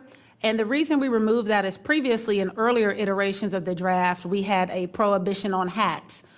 Through multiple levels of stakeholder engagement, we subsequently removed the prohibition on hats, and so there no longer was a need to say what type of headwear one could wear, because there was no longer a prohibition on hats and other headwear. So we removed that. We also removed the exception that was in parentheses in association with undergarments that said visible waistbands or straps on undergarments would be in the prohibited section. One thing I do want to make a pause and a note, again, just to give, as Mr. Frisch shared, just a little insight into the discussion around things that were considered. We did have discussion around whether to include the language about expressly excluding straps and things like that. But we decided to, instead of putting that in there, to have that more as an administrative training piece, because, and some folks may know, it's trendy to have certain parts of your undergarments to show, and I'll just leave it like that. And we didn't want to elevate that as much, but we certainly would not want administrators pursuing students who may have straps inadvertently shown under their clothes because of just the way it fits, things like that, our students are growing. So I did want to pause there to just explain that piece. And it was actually inadvertently left in there on the May 11th meeting, again, based on, again, lots of robust discussion with a number of stakeholders around that topic, but I wanted to qualify that statement. Also on this slide, we added reference that nothing should obscure one's face. We want to make sure that in the event of an emergency, we can always identify students. You can see Michelle Boyd's face and know that it's Michelle Boyd in a particular situation. And so while students are able to wear hoods, jackets, things like that, they can wear them so long as it does not obscure their face. And that, again, goes hand in hand with the next bullet. And please note that we have, and also with sunglasses, but we have made an indication here with sunglasses and also an indication relative to the overall dress code that if students have accommodations, whether they're for medical reasons, special education reasons, et cetera, that they would be able to work through those respective teams for those accommodations and access.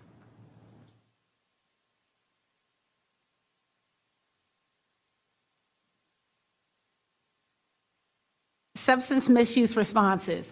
We did make a couple of revisions here, and we had a lot of robust discussion. This was one of the things that we had engaged in some discussion with a number of our administrators and other stakeholders, but we really wanted to go back and spend some concerted time talking about this issue.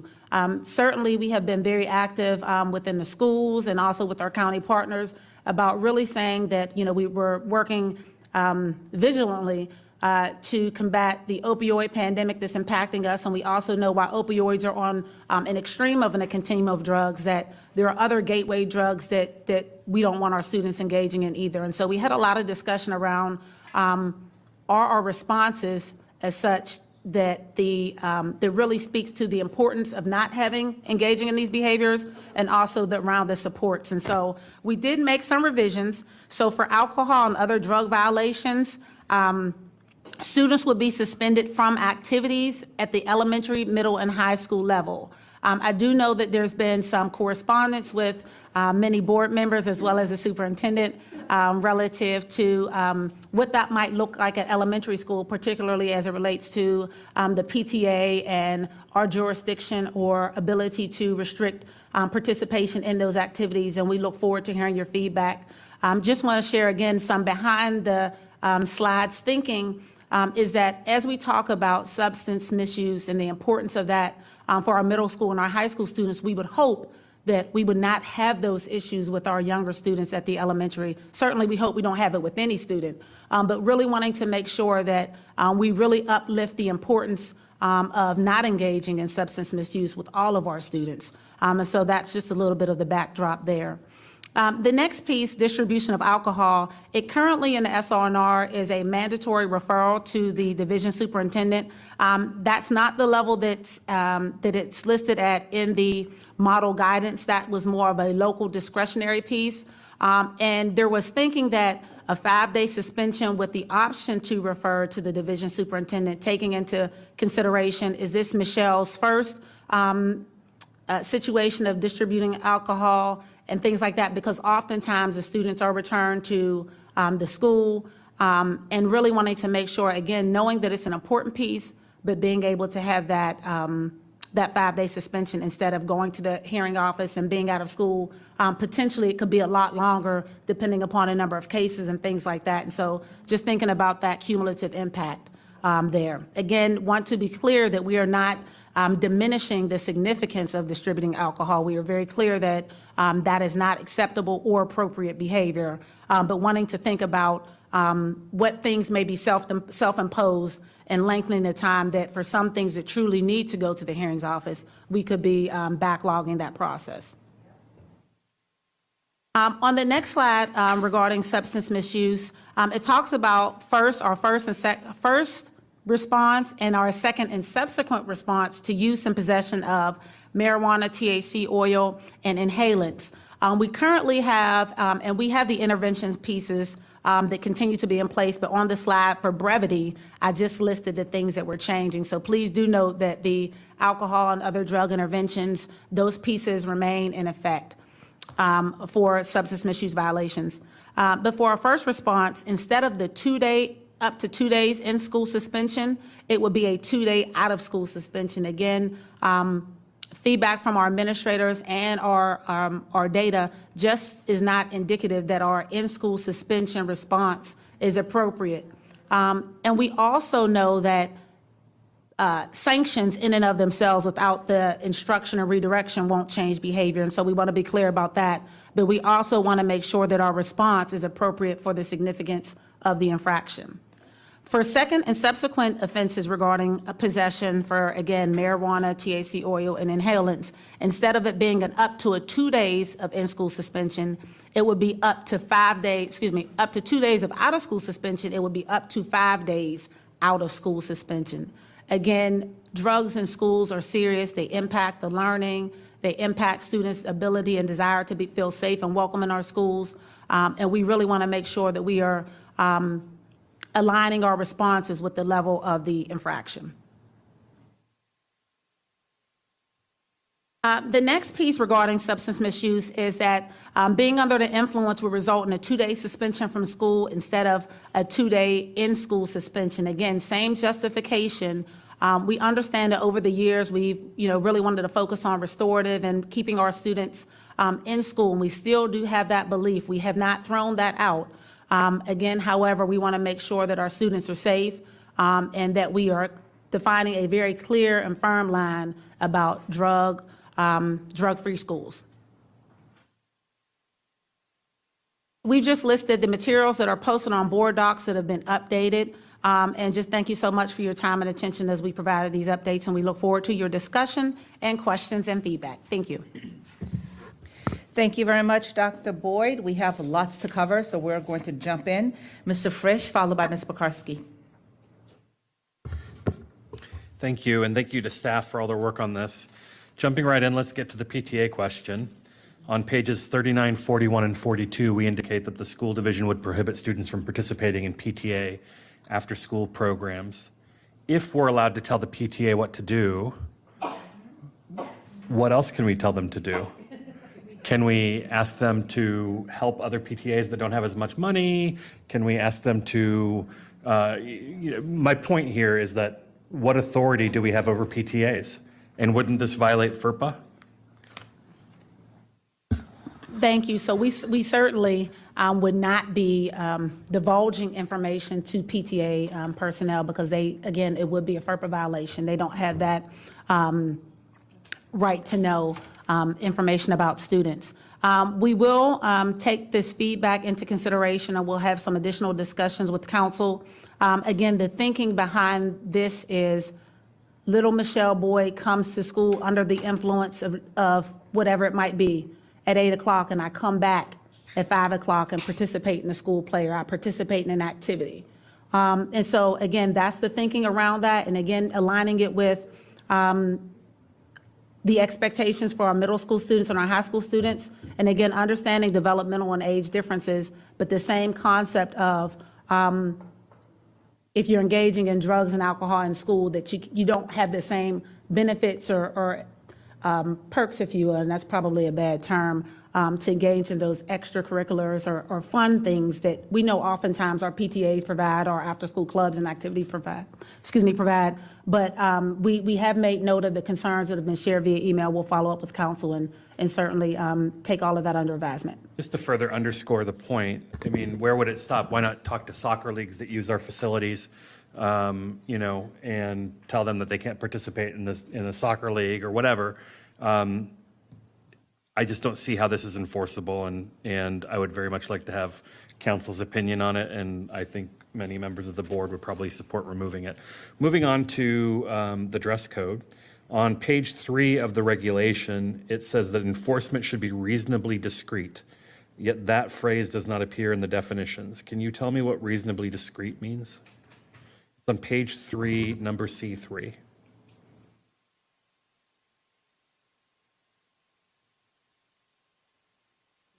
One second.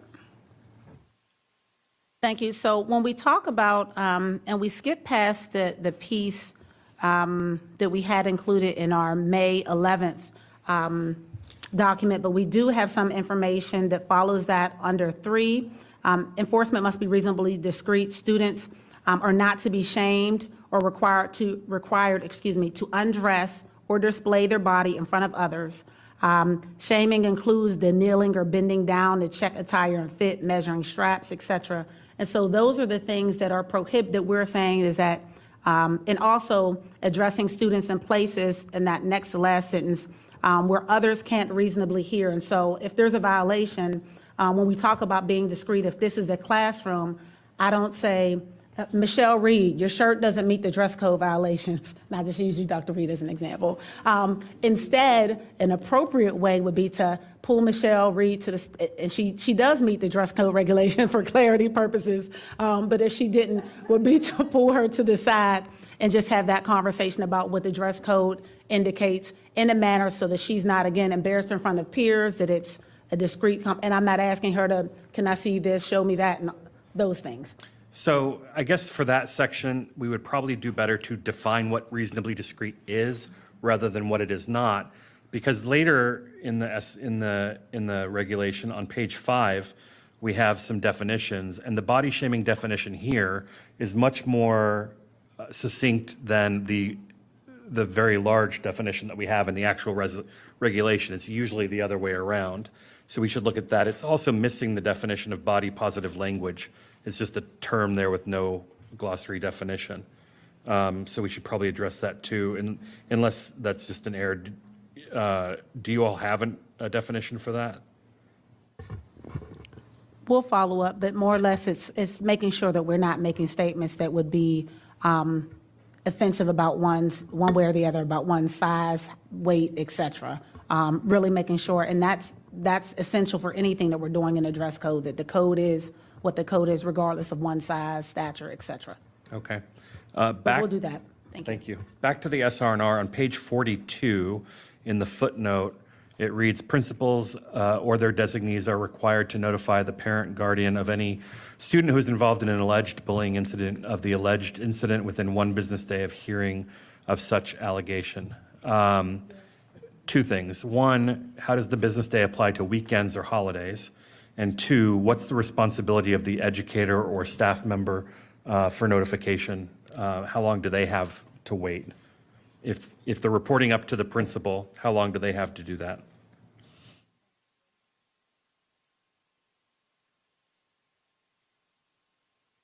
And so I'm going back, thank you, Mr. Frisch. I'm going back to our reference in our slides in the May 11th, and we'll need to make sure that the verbiage is correct there. For bullying, the language should be that principals or their designees are required to notify the parent or guardian of any student who is involved in an alleged bullying incident of the alleged incident within 24 hours of learning of such allegation. And that's not FCPS language, that is legislation. That's Senate Bill 1072, House Bill 1592. So we'll make sure, it shouldn't say business day, so we'll need to make that correction. We did talk about this with with the administrators, and there was expressed concern regarding on the weekends they're with their families, they're not always engaged, they're not constantly on the clock. So there was concern about that. Certainly we'll have to provide feedback to the legislation, but once they learn about it, once I open my email as a parent, principal, I'm now aware, and I have 24 hours, the clock begins to tick. The moment that I open that email, that I pick up that phone call, that the parent or whomever notifies me, and again, that's legislation, and so we'll have to follow up regarding operationalization of that, but that's. Are educators considered designees? Are principals or their designees, so typically that's assistant principals. And how long do the people witnessing the bullying have to report it up to the principal and their designee? That's not outlined in the legislation. So it could be weeks until it's brought to the attention of the principal or their designee, and then the countdown. That might be something that we need to address, because just as we have abuse reporting guidelines when it involves an adult, we should certainly have something that requires some kind of parallel notification. Probably just as best practice, it should probably align with that policy.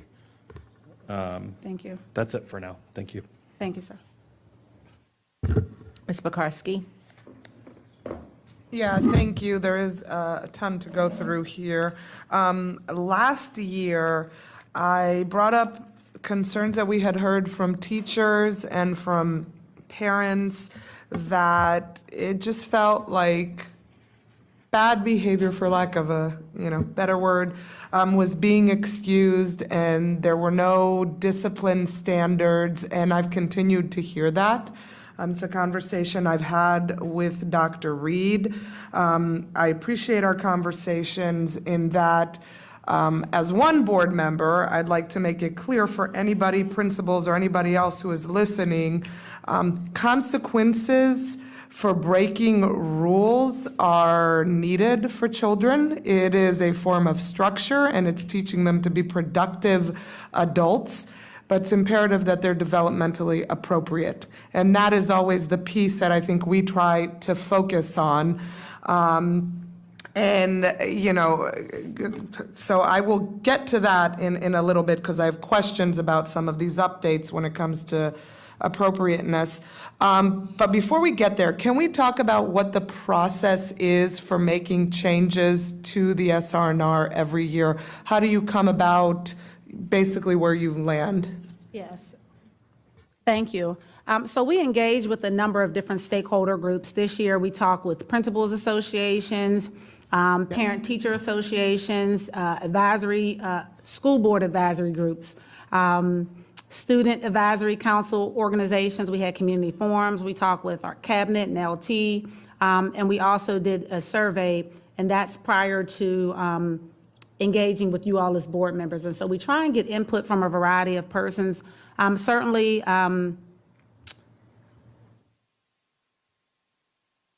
everyone in each of those different categories that I just spoke of, certainly everyone may not participate in that, but we try to get feedback from a variety of different stakeholders so that we can see things through different lenses.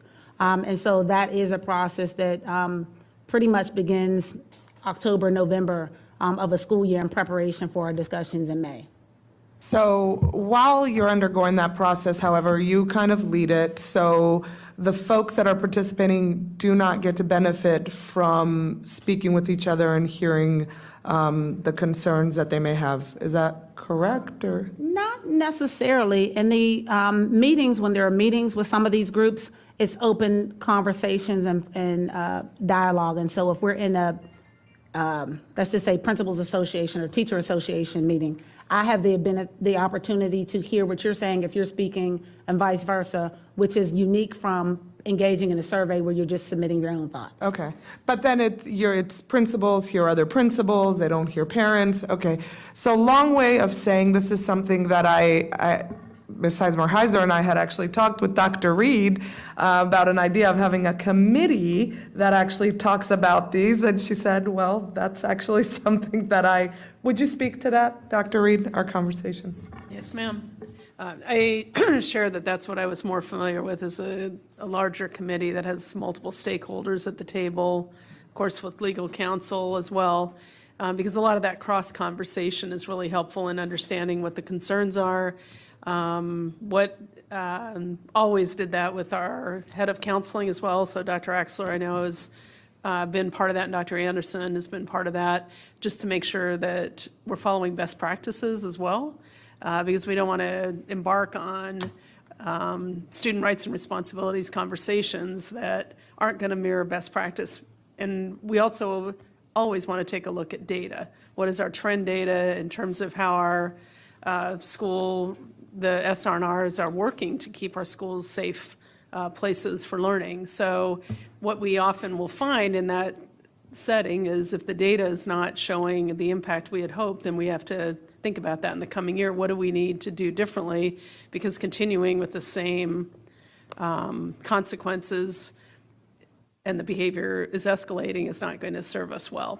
So, but to your point, a cross-section of stakeholders that are on a sitting or standing committee with council, I think, is something that might benefit our process. Thank you, Dr. Reed. So I'm one board member who would like to see that, and I'd love to hear what others on this board think. If it's a If I need to put in a follow-on, I will. However, I think this would be a superintendent committee, and probably that is not necessary, but I do think that that should be the way forward. I say this every year, the SR&R is too long, but I can't give you good ideas about how to shorten it, but I do think it's just too long. Now moving into, oh, go ahead. Yeah, to also respond, I want to say not only is it too long, but the process is so long, quite honestly. I mean, I think Dr. Boyd has many, many responsibilities, has been working on this since the beginning of the school year. And I think that's another advantage of having a stakeholder group, which has a finite meeting schedule, that's a review group. It really shouldn't be this lengthy every single year, because it's, anyhow, so that's another benefit. I'm on board with that because Dr. Boyd's talents are definitely needed elsewhere. Going into the suspensions for the drug, we don't need or want drugs in our schools. However, we know that mental health is a direct correlation to substance abuse. I'm out of time almost. And I'm worried if we are punishing these kids. So I'd like to know where that came from, and later I'd like to know how that compares to physical altercations, and are these being punished differently? Thank you. So very, very briefly, the concerns around substance misuse have been concerns from our building level staff, both administrators and teachers, and quite frankly, some of our families too. I know that many of you all have received email correspondence that students are fearful to go in bathrooms because their kids are engaging in substance misuse in there. And so that's not something that we just pivoted quickly on. That feedback and those concerns were shared on last year, and we kind of stayed the course with what our substance misuse responses were from the previous year, and it continued to be elevated this year, particularly as we've engaged with more significant ramifications, quite frankly, around some of the substance misuse violations in terms of the significant harm that's come to kids. And so that's why we engaged in that really additional elongated discussion with our building leaders and with staff around perhaps what we had the last 2 years. Perhaps we thought, again, trying to minimize exclusionary practices, for all the reasons that we all know, so I won't go into them. But it just being, less than typically would be a fight. 2 days of in-school suspension is typically less than what you would get for a fight. We'll put you on a go back, Ms. McCroskey. Looks like you have more. Ms. Marin, followed by Ms. Cohen. Yes, thank you. I want to talk mostly about suspension and the leveled responses to student behaviors, especially the most egregious one at the highest level.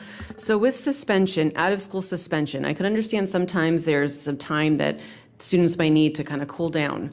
But when we're talking about 5 days of kids just sitting out of school, is that the best way to discipline children and have them understand? So that is something I think when we talk about more work needed, I think we need to talk about that. And is there a parental or family component to that? Is there restorative justice? I just feel like saying kids are not going to be in school because they've done something, that isn't the best choice is not teaching them. The leveled response to student behavior, so I have to look, it's BSC 15, and it's under category B, the behaviors of safety of concern in creating unsafe conditions for student, staff, and other visitors. So that's page 21. So this is about inciting or causing a substantial disturbance to the operation of the school or the safety of staff and students. My mind immediately goes to false threats of harm in our schools, whether it's a student, unfortunately, or an outside threat, but we know that there have been instances where there's rumors that grow into threats that disrupt the whole school day, and students are scared, staff are scared. Why I would like to see a level 5 response in place for that, because if we're going to talk about, if students need to know they can't joke about guns, they can't joke about shooting, if they're joking about harming themselves and it's really a joke, but when it comes to the guns and I'm going to shoot the school or everyone's going to die tomorrow, okay, that to me is level 5, you can't mess around with that. And I think that tracks with how we have addressed those threats, but it's not codified here. I think too that level 5 should include, so this is further down, that this could include this behavior, if it's a level 5, can result in a reassignment to a different school. Because that is something that if you go up the hearings or the discipline process and you get to that point, the board has levied decisions based on that, but that's not anywhere in here. I love the idea of the task force or the committee of the superintendent, because I would really love to see if parents in general understand that some of these behaviors can elevate to the point of a school board hearing review and ultimately a student's transfer to a different school. So real quickly, I'll say related to PTA events, is it anywhere in here that says that if a student is ill from school, they can't participate in after-school activities, whether it's the music concert or their after-school club? Now, if it's scouts or some other outside party, but do we even have anything in there? And then I would think that relates to any PTA events. Yes, bullying reporting, Carl, just like we did the child abuse reporting policy, how to report that data dashboard, including SRO making arrests. There's no language on this anywhere. And I like the GEST code, but we're very, very specific in our FCPS way. So. Okay, that was a whole lot. Are you looking for a response from Dr. Reed or Dr. Ford? Not right now. Okay. Yes. So we're going to Thank move you. on to. And I agree with you, Stella. To Ms. Cohen. Thanks so much. I did want to just start with a glow. That I appreciate the removal of the failure to be in one's assigned place as a category. I like that you guys further drilled down on what that means. I think that was one of those that it was not intentional, but easy to misuse. And now it's very clear. Are you in the class where you're supposed to be? Or are you somewhere where you are not supposed to be that's not related to anything that anyone told you to do in school? And so I appreciate you broke it into 2 more specific categories. I think that's helpful. Okay, well, thank you, Commonwealth of Virginia. The other, in number 2, my number 2 is in BS06. There is a bringing unauthorized persons to school or allowing unauthorized persons to enter the building. One thing that I'm hearing, and I bet other board members are too, is that kids are opening doors to let Uber Eats, DoorDash, everything in. And principals, when they see it, are confiscating it and, telling kids you can get it at the end of the day, which has caused disruption. But I would like to see something in BS06, because it's not just allowing them to enter the building. It is opening a door. That is the number one way we can keep our kids safe. We talk about all these gun violence prevention measures. If we will keep people from opening the door, we would do a world of good. And so I would love to see, I'm hearing it from all of my principals at high school level, I'd really like us to see either maybe that's a separate number or it's a piece of further refining that. I would really appreciate that. Another thing I wanted to ask in BSC 19.6, which is on, sorry, looking. Page 25. And then we have the same thing with RB4. I was confused about why those would not go to a Title IX. We reference other things of a sexual nature, and we've said that Title IX office needs to be involved. And so I wondered why the physical contact of a sexual nature, patting body parts, pinching, tugging clothing, and then RB4 talks about, if I can find that one, RB4 mentions saying or writing either directly or through electronic communication sexually suggestive comments, innuendos, propositions, or other remarks of a sexual nature. I wondered why both of those wouldn't have the designation to go to Title IX. Thank you. So the superscript 6 is listed there, and the description next to that is on the bottom of page 22, where it indicates these behaviors do not include conduct that could constitute sexual harassment within the scope of Title IX's prohibition of sex discrimination for information on reporting sexual harassment, and then it refers you to the particular reg.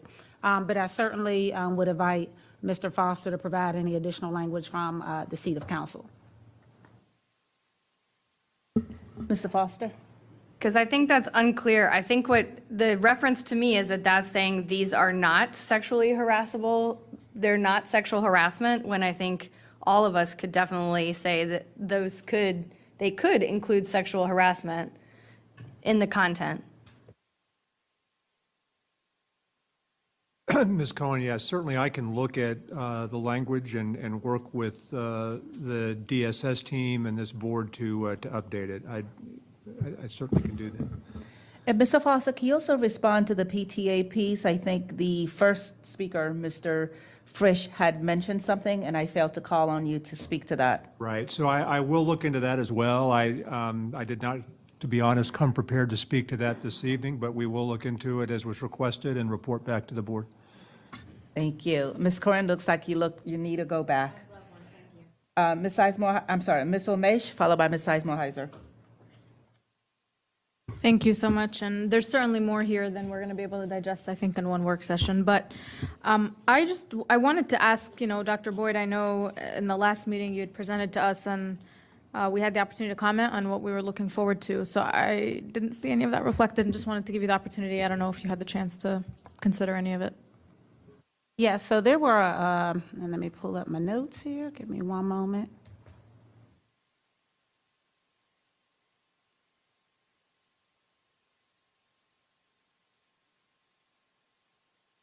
There were a number of things that that were discussed on last meeting that we considered, some of which are included, some of which are not included. A couple of things and if you want me to go through the list, I can. And again, I apologize, I didn't make a notation of which board member made which comment, and so we did list them. There was discussion around considering including language that explicitly addressed recourse or action relative to gun threats. We did add information regarding threats, but all threats are addressed through a risk assessment process, whether it includes the involvement of a gun or not a gun. We do have different codes that respond to whether it's written or verbal, but in all cases, the risk assessments are part of the action that follows, and then additional disciplinary action can occur. So those threats and our response would be the same, whether it was involving a gun or another threat. So that's one of those pieces. So we did highlight additional language for risk assessments in the language, but we didn't carve out gun because that's included in all threats. Another piece that was asked or that was addressed at our last meeting was a request to differentiate explicitly the differences between possession of a gun, if it's not a weapon, or a BB gun. In our family guide, there is a definition of quote-unquote other weapons, and that includes BB guns, and that also includes things that are lookalikes. Our responses to other weapons are leveled, and so they do have a broad ability for administrators to respond based on a unique incidence. So if I brought in a toy gun and I wasn't using it in that manner, that might be different than if I brought in a BB gun, and the principal being able to respond. So there are those distinctions, but in the SR&R and the definition, again, of other weapon, that includes a broad brush of things that could be listed there. And I can, for brevity, I won't read that, but I'm certainly happy to follow up. If Maybe we can pause there. I'll come back to this list. Okay. Because I want to address that specific one. I particularly brought up water guns because that was a case that was brought to my attention, and I tried to find, it still, I think, guides principals to do the same thing, where BB guns, real guns, whatever, are kind of in this page 44, 5 weapons violations section, where it lists paintball guns, BB guns under weapons. I guess it references the code in some places, which only refers to stun guns, so I don't know why we chose to include those in that category, even if it's a paint gun or even a BB gun. Not to say that that's okay, but still different than, a firearm. So. Yeah, where we reference the code, it's where we say other weapons shall mean any object of any nature other than a statutory weapon. And the statutory weapon is the one that's referred to in the code. Right, and what I saw in that was stun guns. Right, and so that's where our definition goes on to say examples of other weapons include, but shall not be limited to, any knife of less than 3 inches, I can't say this one, nunchucks. Yeah. Thank you for, thank you for your understanding. Brass knuckles, spring stick, throwing star, stun gun, taser, mace, pepper spray, ammunition, spring-loaded pellet gun, razor blade, studded accessories, studded collar, chain collar, similar article of clothing, any object that is designed to look like but not function as a statutory weapon, such as an imitation handgun. Right, and I'm concerned about that because, okay, kid goes to Taekwondo class, has a nunchuck in their bag. I know it sounds scary, but kids use these things in Taekwondo, you know? I mean, or water gun, once again, right? Or paint gun, a paintball gun. They just don't realize that, like, that's something dangerous because they went on the weekend to paintballing with their friends. That, to me, has to be its own category. And we have to be able to give principals very clear guidance that there's got to at least be a conversation before a kid is, because what it is suspended for 10 days and recommended for expulsion. That's, I mean, help me understand that. Give me 1 second. I want to make sure we go and we refer directly to our SBAR codes. And Dr. Anderson, perhaps you can find it more quickly than I am. I'm looking for the SBAR code relative to other weapons.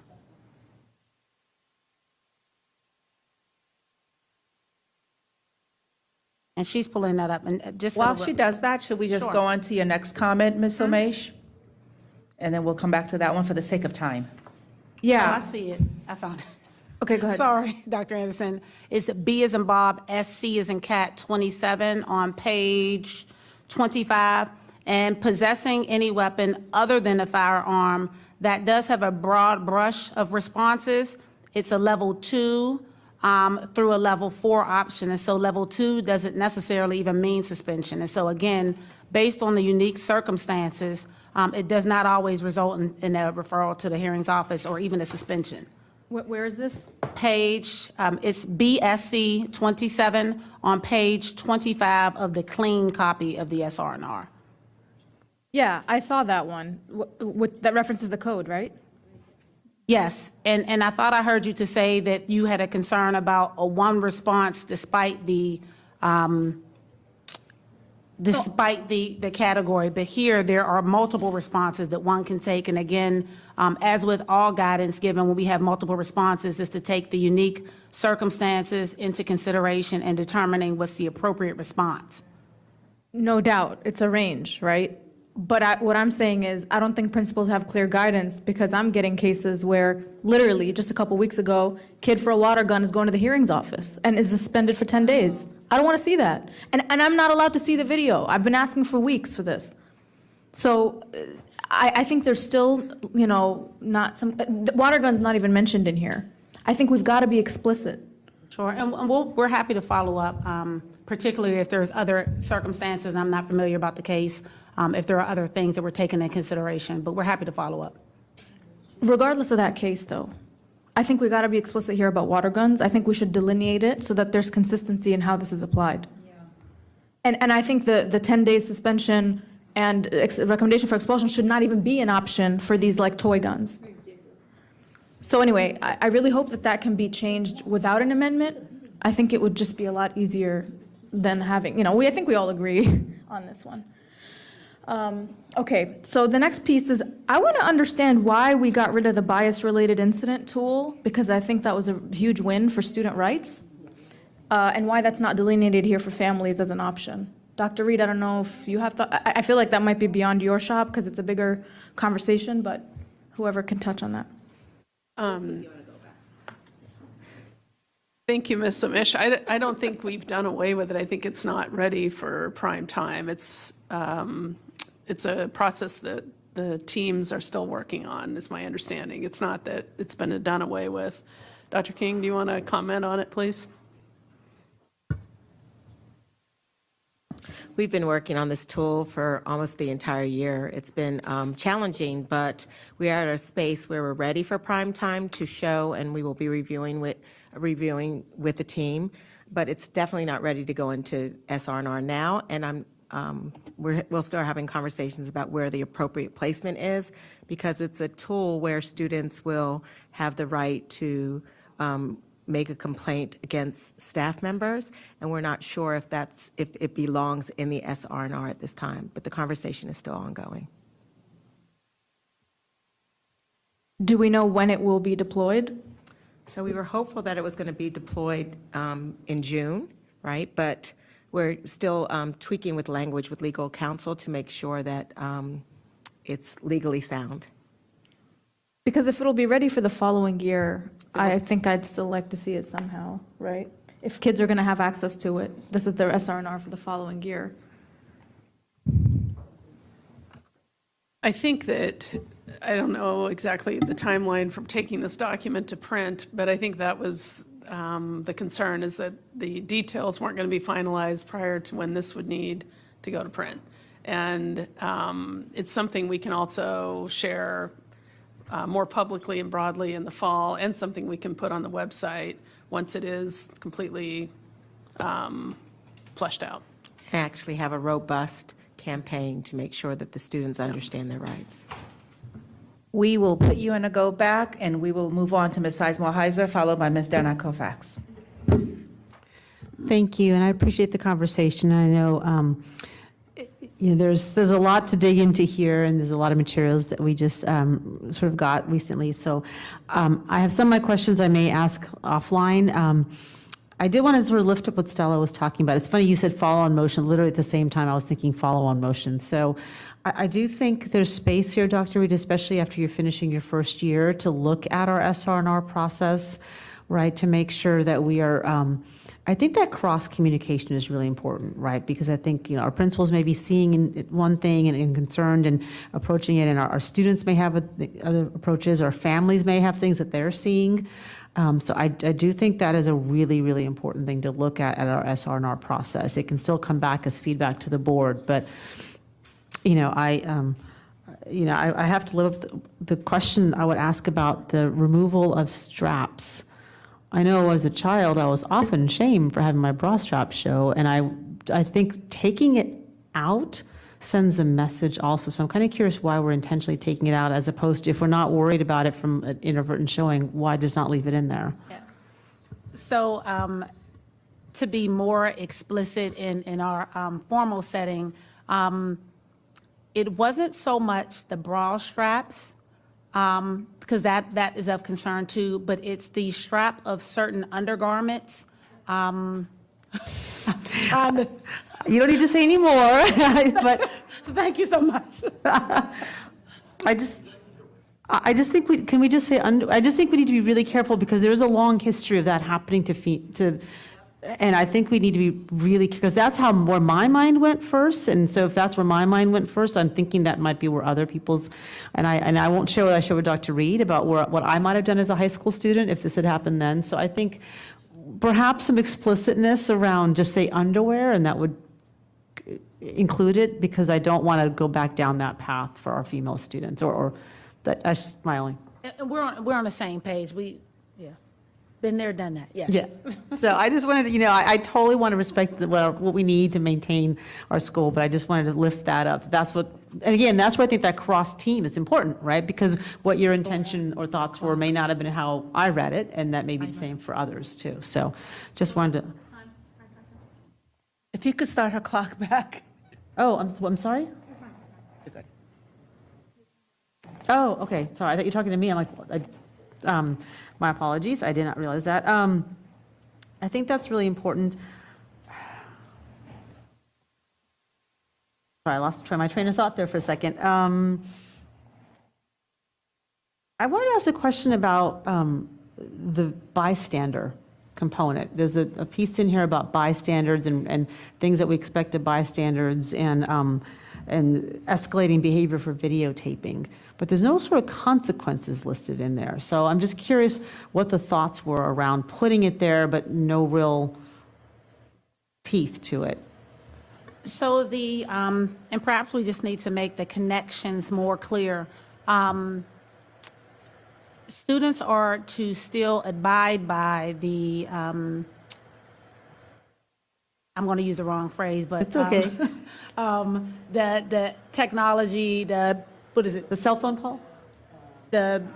Appropriate use, Oh, the acceptable use digital policy. Yeah, dual use acceptable pol- use policies. Excellent. Thank you, thank you. I'm scrabbling for words. I guess It's all good. It's late, Dr. Boyd. It's okay. So, yes, the acceptable use, and so we do have those ramifications around when students will be able to have out cell phones and things like that. The piece where it gets a little dicey is that our high school students, as you all recall, are permitted to utilize cell phone devices in the hallway. So technically, if I'm for middle school and elementary school, if they were using cell phones in a hallway, or for non-instructional situations, that would already line up with that. The only piece where that wouldn't necessarily be the clear case would be for high school students if they were using their phones or personally owned devices at lunch or in the hallway. And so we'll go back and think about that, because the acceptable use covers the other pieces, but for the other levels, just not high school. So we'll follow up. That's a good point. Yeah, it just seemed a little unclear to me in here, so I think maybe some more clarity is needed around that piece of it. And I listen, I appreciate the lifting up of, hey, look, if you see something or if you say something, right? But I think we need to maybe have some more work around how are we educating our students, training our students. When you put it in an SR&R, it smacks to me of discipline, right? And while I definitely think we need to have bystander expectations, I just don't know if this is the right place or somewhere else, or if it's going to be in a discipline code, then what does that discipline look like, right? And the piece too, really, when we talk about, because we inserted it in the responsibility section, just to say, you have rights to all these things, but you're also responsible for this. So it's meant to really just uplift what we would like students to do, like some of the other responsibilities. But, if somebody doesn't report that Mr. Frisch hit Miss Cohen. Mr. Frisch. If you didn't report that, you're not in trouble. But we're just asking that, hey, if you see something, that we all just kind of contribute to that piece. I know that when we talked about this before, there was concerns about the videotaping and the recording, and we know that that's an issue. So we continue to have to work on that digital citizenship piece with kids. And I think we all here are committed to making sure our schools are safe and, safe learning and accepting learning environments. And I think one lift up what Ms. Pekarsky said, right? You can have restorative justice, positive behavior interventions, and consequences. So I want to make sure we're clear that all of those are things we should be having as we teach our students and keep our environment safe. We'll put you on a go back. That's perfect timing, and we'll go Ms. Denmark Kofax, and then Ms. McLaughlin. Yes, I have additional concerns about the process this year. I feel, I don't want to be overly critical. I just want to say we do need some structure. I feel like things have changed in this last year about this process, and we find ourselves, at least I find myself, with a lot of redlining and really not the ability to understand explicitly the whys or wherefores behind it. So, and this latest red line came late in the day today. So I will leave that there for future reference. Dr. Reed, I think it's important that this process, the expectations be outlined clearly, and it's more defined than it was because it's evolved. The other one I have questions about, and it goes again to the body shaming of girls, and it still talks about, it's in the regulation on the dress code 2613.12, expose underwear or undergarments, whether due to transparency, length, or lack of coverage. Now, you stated, Dr. Boyd, earlier that you were talking about needing to have the training for people about this, but I'm specifically talking about bralettes, which are a very popular thing with young girls, and lots of times the ones, they'll wear the, say, razorback in the back and the lace shows, but you have a tank top over it. So that should not have consequences in my mind. So that's connected to, I think, what Ms. Sizemore-Heiser was saying, and that's the straps of undergarments that would be not something that one would be disciplined for. But if I just come into school and I have a jean jacket on and just my bra, and my jean jacket is open, I'm in violation because I'm exposing my undergarments. But that's the piece there. So there's not a prohibition on bralette, and I guess, again, we can define, we don't have a prohibition on bralettes. We did not equate that with underwear. Okay. Because it would be exposed, though. It is an undergarment that would be exposed at number 4. And so in our thinking, we didn't have bralettes as undergarments. And so I guess Okay. that goes back to the definition piece. Okay, I think that needs to be, I think that needs to be explicit in the training for our staff and principal, because there's obviously a lot of chatter about the bralette. And if there's desire, if, again, this is an iterative process, if you will. And so if there's desire or board support to expressly include or exclude bralettes, we're happy to hear that feedback. Again, our thinking was, I go back to my initial statement, is if it doesn't present a safety concern or a substantial disruption to the environment, we didn't prohibit it. Okay. But you understand my concern about number 4, the way it's written? I don't think I do. But what you're... Help me a little bit more. Okay. I do have a photo. I do have a photo. Well, I have a photo here. Look, a bralette is something, you know what they are. Okay, so it seems like some colleagues don't. Have teenage girls. But you wear it in place of that undergarment sometimes, but it's decorative. So like lots of times you can wear a tank top with straps, but there'll be the bralette will be showing out between the 2 straps. And again, so I'm with you, Mr. Kofax. I think that we need to determine collectively if we consider bralettes undergarments or if we consider them tops. Because around the table, I think we have a different understanding. And again, we're fine either way. We just want to have a clear understanding of what the will of the group is. In our development, we did not consider bralettes undergarments. Right.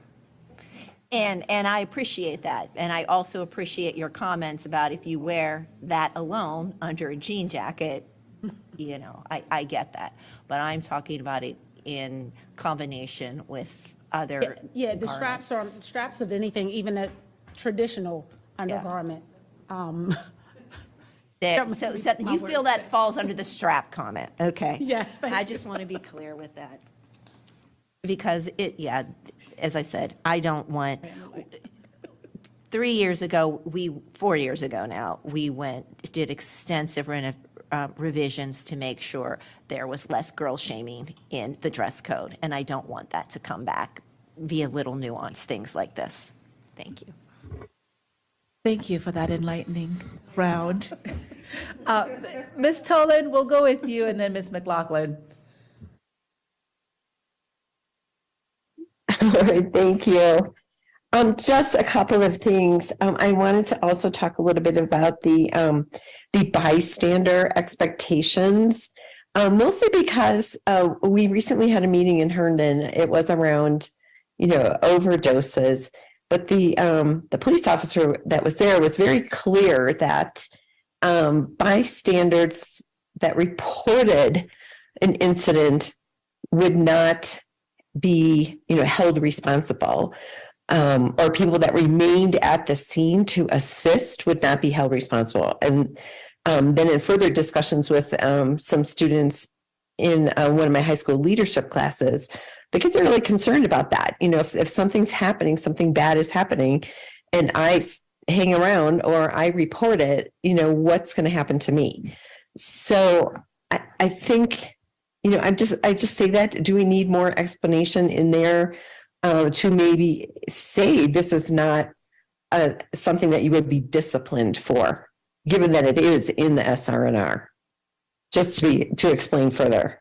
Thank you. And I think that's what Ms. Sasmer-Heiser was saying. I see a shaking of the heads. We can make sure we add language around that. And again, we want to make sure that we're clear, because we understand that students are in different places with self-advocacy and levels of comfort. And Dr. Ivey may feel comfortable in doing that, and Dr. Axler might not be there. So this is what we want everyone to continue to do. But if they don't, again, there is no ramification, negative ramification, if you will, if you do or if you don't. So we want to be clear about that too. Thank you so much, Ms. Tolan. My only other comments are two other comments. One is around the substance misuse responses and stepping those up. I am not adverse to that. I do think that is such a serious issue in our schools, and we do need to have consequences. I do, though, along with a couple of my colleagues mentioned, have concerns about if you're suspending students, what happens? Are they just sent home? Are there, some ways that they can we make sure they keep up on their academics and that there is a teachable moment involved. Want to make sure that that's all, happening and that we're not just sending kids home to be on their own for however many days. So, I want to make sure work is being done on that. Thank you, Ms. Holland. So in addition to the AOD, the suspension, students will certainly have the opportunity to continue to do their work. And there's a number of other interventions that are listed in the SR&R that it might be appropriate for a setting. There might be a referral to a community agency. There might be a need to do a FBA or a BIP. There are a number of things that are at principal's disposal now in terms of that intervention, which is more of that education, teaching, problem-solving piece as opposed to the sanction. Or I should say, in addition to the sanction would be a better phrase. Okay, I just think we need to be clear about that. And I don't know if that's in your principal training or, where that happens. Yes, ma'am, we'll follow up on that. And then I do want to say I do support moving forward, having this, more of a task force perhaps to work on this, as Dr. Reed was describing, to facilitate that cross group communication. I think that it would be important. And if there's a way to shorten up the whole process, I'm all for that too. Thank you very much. Thank you. Thanks for all your work on this. Thank you. Thank you. Ms. McLaughlin? All right, Dr. Reed, I always like to start at like macro level, what I sort of see the big picture is here. First, everyone knows I've spent 12 years talking about reforming student discipline practices, making sure they're not just restorative in nature, but they are driven by research, data, evidence. And what I'm really concerned about what's in front of us here is it is not about people having opinions. It's what is the data showing us that works or doesn't work. And I absolutely appreciate and respect our building principals for the jobs that they do, which is to manage their buildings. You have a very extensive leadership team and central office headquarters. Their jobs are to be subject matter experts, doing the research, collecting the data from our buildings, bringing it up, recommending changes, then we go engage our stakeholders. But I'm a little worried that this year in particular feels like you guys did some stakeholder engagement, you brought it back down to the buildings. The buildings have what I understand is a wide array of ideas and what's working and not. And now some of the changes in front of this board, which I think we're all sort of voicing some concerns, is, okay, what data and evidence did we collect from 25 high schools, from 22 plus middle schools, to say what we're doing this year wasn't working, so now we need to change this. So, I'm particularly worried about this movement toward out-of-school suspensions. We moved toward in-school suspensions because some of our most at-risk students do not need to be home unsupervised while their family members are working. They need to be in school, supervised, and hopefully being put on the right track with wraparound services. We also embraced tiered approach to discipline. And so I'm sort of looking at this going, how are we tiering this to, least restrictive, less likely to send them out? So that's sort of my macro thinking on this one. Tiered approach to discipline. And having data to drive our decisions, having research to drive our decisions. And I will be honest, I don't feel like I've had anything from your administration telling me, well, the research tells us this is what's effective, so this is why we're making these changes. Cell phone usage, I will just tell you guys all again, I do not support a way for the day in middle schools. I think that it is a tool of communication between families and students. I like that it's not in the classroom. I don't want it disrupting the classroom. But the idea that we have middle schoolers whose families can't reach them for the day, and with my last 10 seconds, I will say, it's my understanding that there is a parent in this room whose got called and told to come to school and get your child's cell phone during school hours. And that is not okay. I can't tell you how upsetting that was to me as a board member. I don't want to ever hear that our schools require parents to come during a business day to come pick up their child's phone. It is so disrespectful to our families. There are much more common sense ways to fix it, and I ran out of time. Going to go back, yes. But I would like an answer from Dr. Reed. What can we do to get the data, research, science, and best practice coming from your team before we find ourselves like we are here today?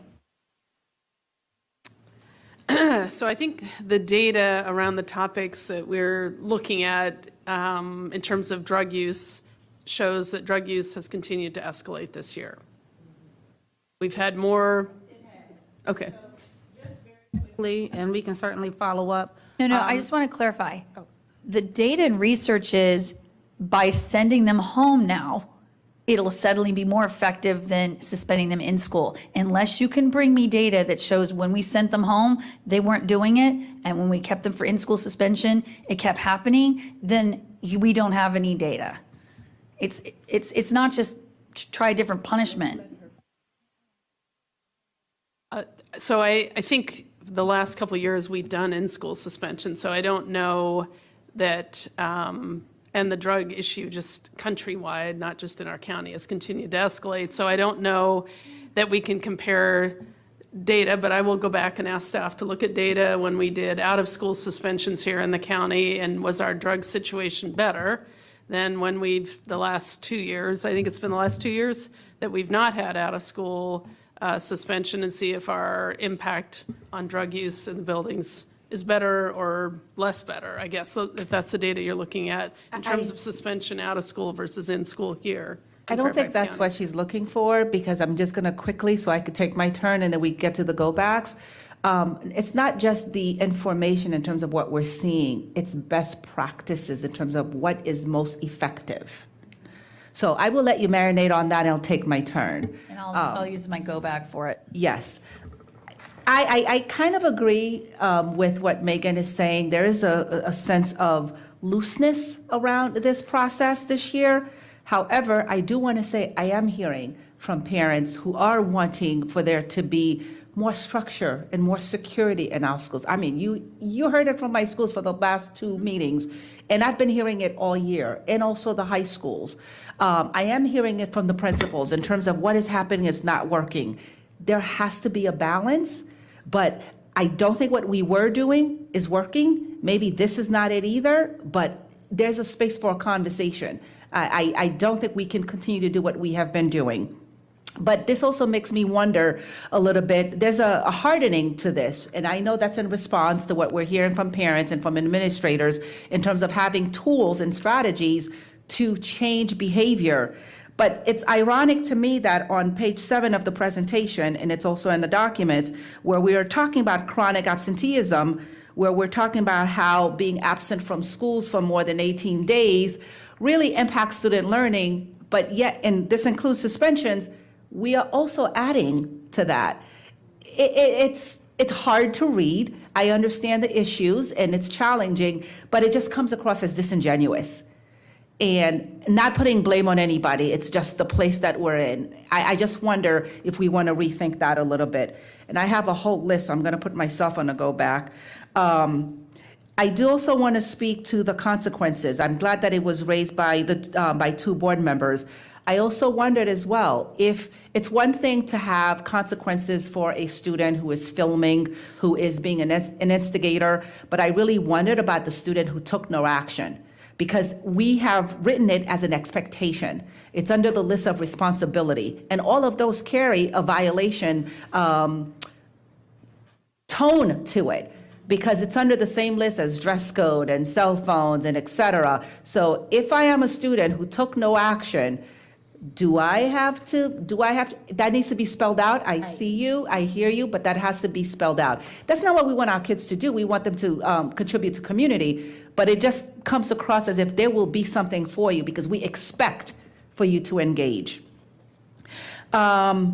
body positive language. I think that's in here somewhere. I could not even pretend to tell you where at this point. Oh, it's in the policy.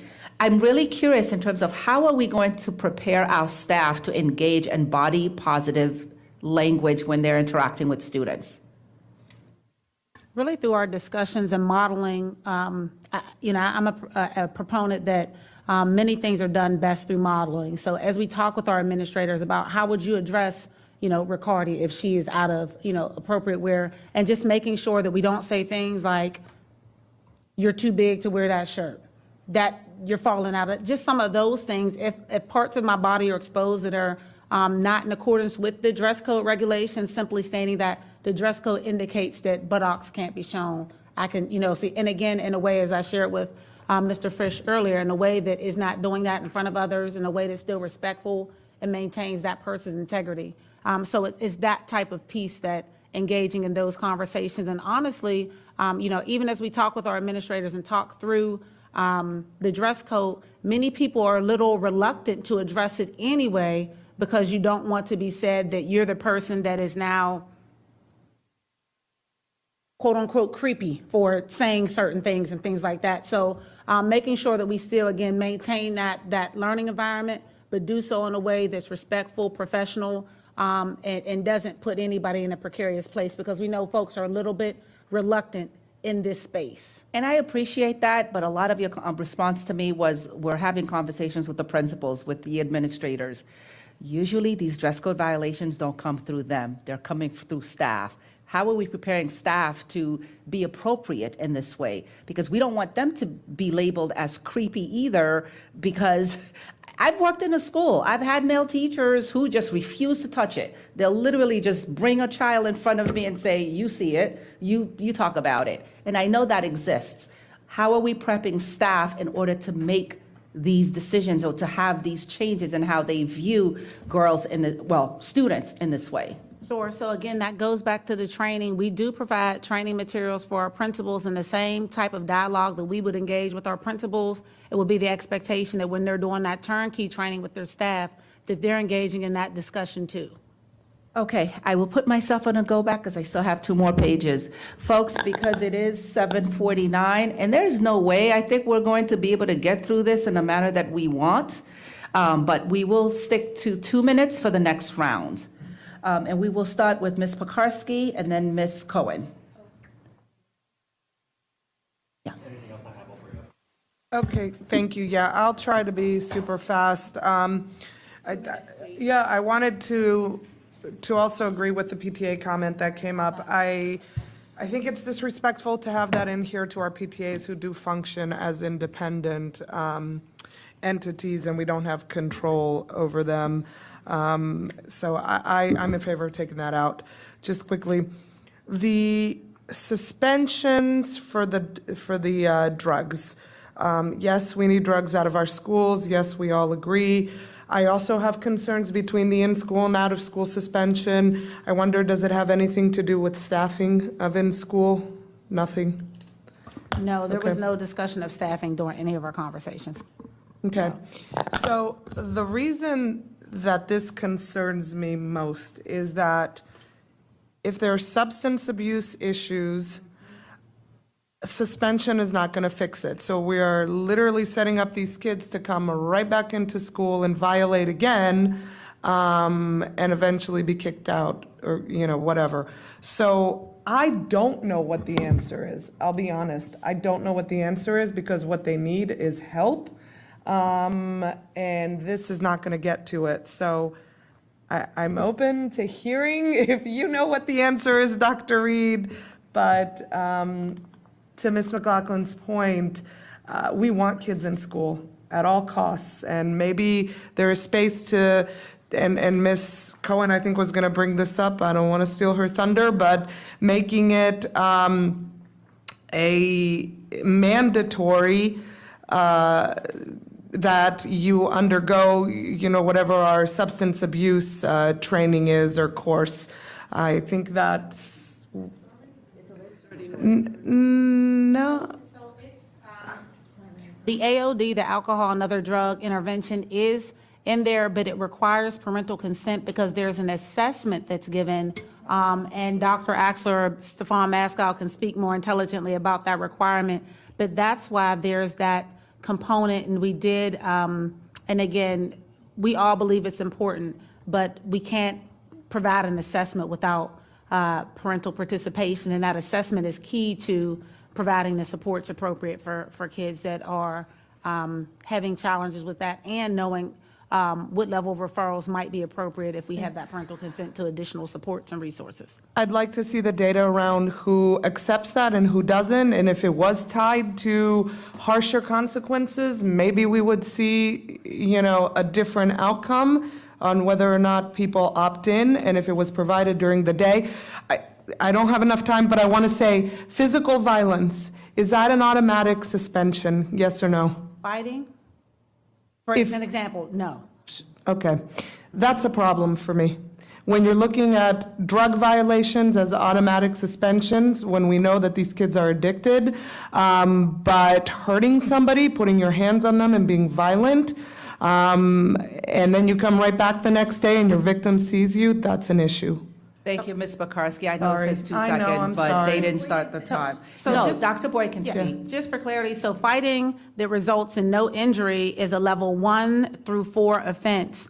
And so again, level 1 and level 2 don't include suspension. Level 3 could include suspension. Level 4 could include suspension. So just as a follow-up, it's a range of 1 through 4. I don't have time to delve deeper, but I want to. Maybe 30 maybe. seconds. Yeah. Ms. Cohen and then Ms. Omesh. I'm going to take that up from a different perspective. I am hearing from our staff repeatedly that they feel like there's no consequences when students are physically injuring them. And we have a lot of people who are leaving the profession, especially in some of our schools with kids who are in deeper crisis. I don't understand why BESO2A has grade level expectations, but BESO2, which is just assaulting a person other than a staff member, is not leveled by grade. Can somebody speak to that? We can follow up and refer to our model guidance here, and we'll follow up back on that one for you. And I would just tell you, there's awful lot of sixth graders who are bigger than a lot of our teachers at some of our schools. So I would really like us to look at BESO2A and BESO4, which is striking staff. That's leveled at the younger ages, again, through 6. I would argue that's K through 3 maybe, because our kids are really. You know what, if my memory serves me correctly, and I'll have to go back to my notes to see if this is one of the ones that last year we proposed changing to K3, where there's K6 and there was not support for that. And now, is that correct? Okay. Well, I would encourage that be brought up again to my colleagues, because the feedback I think so many of us are getting are that teachers are being significantly hurt. And anyway, whole other issue with workman's comp. Number 2, I agree with Stella wholeheartedly. I am very concerned what we do and what onus we put back on parents to just say, your kid has a marijuana infraction, we're sending them home for 2 days. There was so much intentionality and work done in doing it. I know ISS isn't working, so I, like Stella, agree 100%. I am not saying go back. I'm saying, can we stretch our brains and see what we can figure out? And if ISS looks like some sort of without an assessment, if it's a presentation by staffs, if it's our sort of scared straight or silent no more, but we're hearing, and Meg and I heard it at Lake Braddock this week, the ISS does not work. The suspension does not work. I don't know the answer, and I'm sorry to put that on you all, but I agree. The other is chronic illness with absenteeism. I just wanted to make sure that we are not punishing parents and students who have very legitimate reasons, mental, physical health, why they cannot be in school. So I didn't know how to caveat that. And just as a clarification, when you say punishing them, so the chronic absenteeism piece, as long as they're enrolled in school for students who are homebound, and so because of that physical piece, and they're receiving homebound, they're counted as present even though they're physically at home. But if Michelle has something that may be chronic and it pops up every couple of weeks and I have a, a situation that I'm out 3 or 4 days, even though that's an excused absence, that does count as Michelle being chronically absent if I hit that 10%. And again, that's not local, that's how the state calculates chronic absenteeism. So we need to work on that at the state level. Okay. Ms. Omesh. Yeah, thank you. Just circling back on the bias-related incident thing, I think if it's prepared to be deployed by next year, and I'm sure that the team is doing a great job with what it's going to be, at least that we reflect that in the SR&R that will also be for next year. So I'd love for us to maintain that language.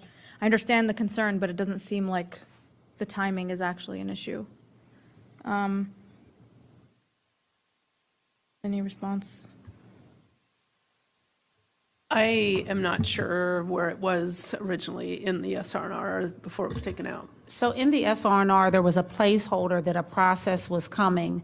And I know that persons want to make sure when they're voting on something that they're knowledgeable and aware of what that process looks like before it's included. And to my knowledge, it's not at a place where those details are available. So we're not able to include that or to be able to respond definitively to questions that one might have. And so that's why it was removed, so that persons can make informed decisions when casting their votes as to whether they support whatever final version of the draft SR&R is in June. Right, but this will be ready by June 20-something when we vote on this, right? I mean, have a month. I would have to check with colleagues. I'm not able to provide that information at this time. Well, Dr. King, you're heading that up. Do you think the process for the bias reporting tool have passed legal and be ready to actually share with the board? We got the updated information from legal already. We've turned it over to the vendor to update the process, and once we're at the will of the vendor, they said it would take a couple of weeks. So I don't have an exact date, but they did say a couple of weeks. I can circle back with them and see if I can get a specific date for you. Sure. But I guess where I'm, like, the hang-up here is in including language that tells students they have that as a right and an option. It's not in delineating the actual program, right? The program will be ready for students by the time they start in August next year. Is that correct? Yes, that's correct. Yeah. So why would we remove that language then? If the board is comfortable with our including a general statement, we're happy to do so. Okay. I mean, I think in just saying that this is available to students to report, I don't see the harm of that. Maybe colleagues can speak to it, but since we know it'll be ready for next year. The other piece I was going to speak to was, given, Rachna, Tammy, a couple of other comments, I'm a little worried about just unintended consequences of these, some of these are significant changes. I was thinking even just for one, like where we said, first of all, how we define private parts is inconsistent throughout the document. I found 3 different ways that we do it. So that's something we probably have to address. But then, like, if we say something like chest, I was like, okay, so if a kid is running track and, like, a boy takes his shirt off running track, like, is that chest? And I understand the intent of, like, trying to be inclusive and neutral, but I think we have to be thoughtful of, like, again, unintended consequences of what is normal for kids, versus what we're trying to do. So have principals been a part of this process yet? Yes, we had in-depth discussion with principals, and there are mixed feelings about the dress code. Some would like the explicit inclusion of prohibiting midriffs. Is probably the biggest one, if I would say so. Okay, can you comment on the chest thing? Like, am I reading that correctly? Yes, you're reading it correctly. You are. I mean, implementation-wise, I just don't know. I feel like it's pretty. I've seen lots of guys taking their shirts off in high school, so I don't know. I mean, that's just something to think about, especially in a sports context, in the weight room or like whatever. I mean. And we can determine if we need to make a carve out for athletics and things like that. But I think what what we're pretty clear about is during the instructional day and in school, we would expect everybody to have on a shirt. And so we can certainly look at adding language relative to the athletic forum. Yeah, and we in might be able to general- get a couple more minutes to you in just a little bit. So Ms. Sizemore-Heiser and then Ms. Marin. Thank you. Several of my points have been made, so I'll just kind of lift up some of these things that we're saying. I do think as we're making some of these changes for drug use, I disagree with Ms. Cohen and Ms. Pekarsky, right? Like, I understand in-school suspension isn't working, but if we're just going to send these kids home automatically and we're not doing it for physical violence, I think Ms. McLaughlin mentioned this earlier. I'd like to kind of see some data on the violence, and I'd like to see some data on what's happening in our schools. Is it effective? Is it not effective in terms of how we're dealing with it right now? But I think maybe this is what the task force will look at next year, but I'm not sure holistically we're consistent in how we're punishing things, right? If we're, I am uncomfortable if the student is physically assaulting another student or a teacher and they're right back the next day. I don't know what the solution is for some of these things, but I'm also uncomfortable with the juxtaposition of you may have a drug disorder or drug addiction and you're home for 5 days by yourself. I'm not sure that's going to help. Right, but meanwhile, you're back in school the next day, potentially after a physical altercation. I think there's some consistency issues here, right? And that consistency issues perhaps is sending a message that we don't want to send, right? Or at least a message that's being heard of, we take this really seriously, but this not as much. I don't know the answer to that, but I think that's a look that we need to look at through throughout the whole thing. To say, are we being consistent in how we are treating offenses, or are we sending messages that you have a drug addiction and it's really bad and we don't want to deal with it, we're going to send you home, but if you physically assault somebody else, we're going to do all of these pieces. I believe in restorative justice, I believe in teaching, I believe in consequences and that right balance between, but I don't feel like holistically we've gone through that. And that's, I think, what we're all sitting here wrestling with a little bit. So my time is up. I just wanted to put that to you, Dr. Reed, to think about. And if you have any comments, I welcome them. Yeah, thank you, Ms. Sizemore-Heiser. I think what I heard Dr. Boyd saying is that if there is a physical altercation that results in injury, there is a discipline out of school, but I could be wrong. Could you clarify that, please? So I initially read the code for fighting when they're BSO3, fighting the use of physical violence between students. Well, I read a different code, but here's this one in front of me. Between students and another person where there is minor injury determined, that's a level 1 through 4. And again, levels 3 and 4 where suspension begins. Some of the infractions that I think it was Ms. Cohen or Ms. Pekarsky, it was on this side of the room, reference, and I'm sorry, ladies, was the assault and battery causing physical injury to a staff member. And for students in grades K6, that could be a level 2 or a level 3 being where suspension begins. For students in grades 4, 6, it could also be at level 4 where also suspension is involved. And for students in grades 7 through 12, it's a level 5, which is an automatic referral to the division superintendent. And that's where a staff person is injured. And it continues on, but the long and short of it is that there are multiple levels for when someone is assaulting another person, whether it being a student or a staff person. And some of the assault responses could not, based on a level 1 and 2, involve a suspension. But they also, again, for the level 3 and 4, they could. So there's that broad range, whereas considered and comparing to the proposals around substance abuse, it would begin at a level 3, which is in alignment with the model guidance, which involves suspension. And again, that's where the team was looking at. So again, looking at the model guidance feedback, looking at our data, all of those pieces. Thank you very much. Ms. Marin and then Ms. McLaughlin. Yeah, I just want to more fully speak to the idea of the bullying reporting protocols. So Dr. Reed, back in 2020, we really tightened up the child abuse reporting policy and governance, and that made a big difference. And so I'm wondering, I agree with what Mr. Frisch said about could we have a similar process for bullying reporting, and I wonder how that is similar or different to what the emerging bias reporting system is. So just wanted to share that. It was a protocol. It was like a reporting protocol, basically. And that would be for students to student and students to staff member.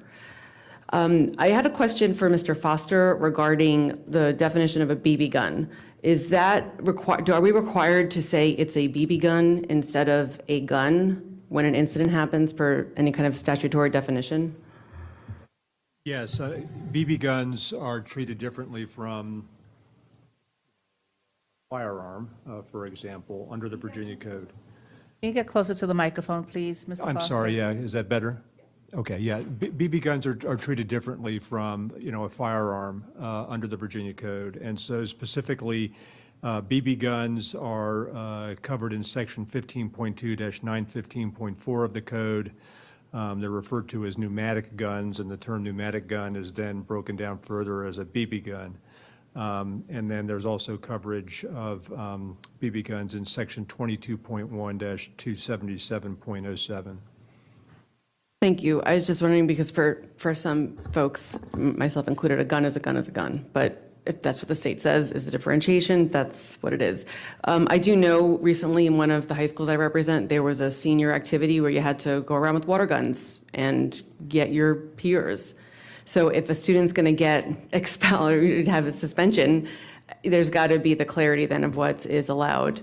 I also think, and just a last piece about SROs and data dashboards, I would like to see more of a data dashboard around what's happening with our SRO activities, especially as security needs arise. If there is, if we're going to go in that direction, we've got to make sure that, especially when it comes to arrests, I'm not clear on what the school division's approach is on arrests for an SRO or for a responding officer for a minor. So I'd like to know what our protocol is for that. I think that needs to be made clear. Thank you. Again, Ms. McLaughlin. Thank you. Two things. Dr. Reed, on the bias reporting system, we're talking about either we find a program that exists in the United States and what its effect has been and its success rate, or we consider piloting it, but we absolutely have to know all the details before we would ever consider bringing it forward for the board's consideration and adopting it. We know when Governor Youngkin had his hotline for reporting on teachers, that was a chilling effect, and I do not want that for our teachers. So I think there's more to be done here than just simply considering it. On the issue of in-school, out-of-school suspensions, particularly for drug use, I am so deeply dismayed that you are now the fourth superintendent I have had to try and bring their awareness that right across the county line, Arlington Public Schools has had their Second Chance program for more than 15 years. It was created by the school board in collaboration with the board of supervisors, with their police and their county prosecutor's office. It is highly successful. 90% of students in a first-time offense for substance abuse in Arlington, through their own data, showed they did not repeat offend. 90%. They require 3 days of the alcohol drug class. Parents also then have to do a 3-hour class with their children, and then they have to do a 45-day later booster pass. We've been doing something of our kind. In fact, ours is 5 days versus 3 days. And everybody bragged about FCPS going to 5 days. So to hear and sit here as someone who is championing this, and I'm sorry for my tone, but this is 12 years of fatigue. We have data. We have data through our Second Chance program that FCPS was so proud to implement finally. So I cannot support a boomerang back that now we've got to suspend kids out of school because anecdotally we have drug and substance abuse going on more in our schools. As you said, that's happening across the country. What is our program doing? And if we're not doing well on it, but Arlington still is, then that's what I'm talking about. And the last thing I do have to read here is, National research shows excluding students from the classroom leads to school avoidance, increases dropout potential, and increases the chance that those students will end up in the juvenile court system. Period, the end. I don't understand why it takes board members to be finding this information. Thank you. Did you want to respond to any of that? Okay. I would like to know what she thinks about Arlington. I don't know anything about the Arlington program, but I took notes and we'll look into it tomorrow morning. When you have time. No, Yeah. that's fine. If they've got a 90%, stabilization rate, non-recidivism, obviously we would want to mirror that. And I didn't know we had a 5-day program here. Did you know that, Dr. Boyd? And I think, we discussed some things with principals, and this may be some of the pieces too that Ms. McLaughlin is referring to. Previously, there was I don't know the name of it, but a more kind of comprehensive, robust program for kids who needed alcohol and other drug intervention, and they went to a place that we had in one of our sites, and they engaged in that program for multiple days and things like that. And there was some discussion even on last year about that program and about those supports. But that just didn't come to fruition for a variety of reasons. But we can have some additional discussions about that because the principals did provide some historical context around that program that was in place. Well, and I think part of the issue that has gotten a lot of discussion recently is if it's voluntary or if it's required. And I think at some point, we have to put a stake in the ground about what we require if the data demonstrates No, that I that's. just want you, Arlington, but this is the clarification. Arlington says if you don't want to do the voluntary program, then you are doing out-of-school Megan, suspension. Ms. McLaughlin, let us get our turn. We might be able to get a couple more people in. I'm next. So this is what I want to share. I don't have any answers. I just want to say that I don't have any answers because if I did, I would offer them. I just have lots of questions. And what I'm hearing on the table, it's difficult because we want all of it to work. But we also have to realize that we do have students who don't go into our restrooms because of drug activity there. We have students who are hurting other students. I heard and I appreciated what you just shared, but that can be applicable to any student, whether it's a drug issue or a physical fighting issue. So none of our kids go home if they're hitting staff, each other, engaging with each other in terms of drug activity in the classroom. I don't have the answers. I just don't think it's realistic to think we are not going to suspend kids. Oh, and I'm not saying that's what you're saying. I'm just saying this is where we are, and we have these principals, these teachers, they are trying their best. And if we have tools and strategies for them, let us provide it to them. I know we're not holding anything back, but that's the situation. We're saying your schools have to be safe. Parents are saying this. Kids are saying this. And yet we're saying nobody could go home. If you hit a child, if you hit a teacher, if you engage in drug activity, we could find a reason for all of our kids why they shouldn't go home. And I'm not saying that they all should. We do have kids who have drug abuse issues, and those may be documented. We also have kids who have anger issues and they don't have the emotional control to not strike out at others. We just have to realize that we are going to need to break eggs to make this omelet. So I just don't know what that's going to look like. But I still have all of the questions that I still had, but this is not going to be easy, but we can't have our cake and eat it too on this. I just don't see it. Yeah, and Dr. Anderson, if I can just share, because I do appreciate what Ms. McLaughlin shared, and we all know that we're trying to, nationally in the research, it talks about restorative practices and decreasing exclusionary practices, particularly because they have the preponderance to impact certain groups more than others, i.e. students with disabilities or African-American students, Hispanic, the same groups where we talk about our disproportionality pieces. And so again, we're not throwing the baby out with the bathwater, or that wasn't our intent, I would say. And to your point, there's a number of supports that are being provided. We have social workers, school counselors, school psychologists, numbers of folks wrapping their arms around kids in addition to our substance abuse prevention specialists But we do find ourselves in that place where we all just have to be mindful. If our kids come home, our own individual children, as we sit around the table and say, Mom, I couldn't use the bathroom because there were drugs going on. Mom, I got this, and that's probably the lighter call. We would all hate to have a different call that our kids are impacted because there are drugs in the school and they inadvertently take something that they think is something else. That's the call nobody wants to have. And so I'm not trying to do the whole scared straight thing with us around the table. But I think that we just have to be in a space that there's not going to be an easy answer. We just want to know what is our collective, and because again, we know the research. Everybody around the table knows the research about exclusionary practices. We know about restorative. We also know some of our limitations as it results to substance misuse, which is why we are partnering with the county and other folks to see what are additional options that our families and kids can have.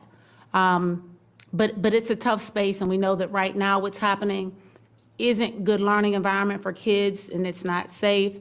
And again, we're open to the discussion, but we have to acknowledge what's before us, that what we're doing now is not it.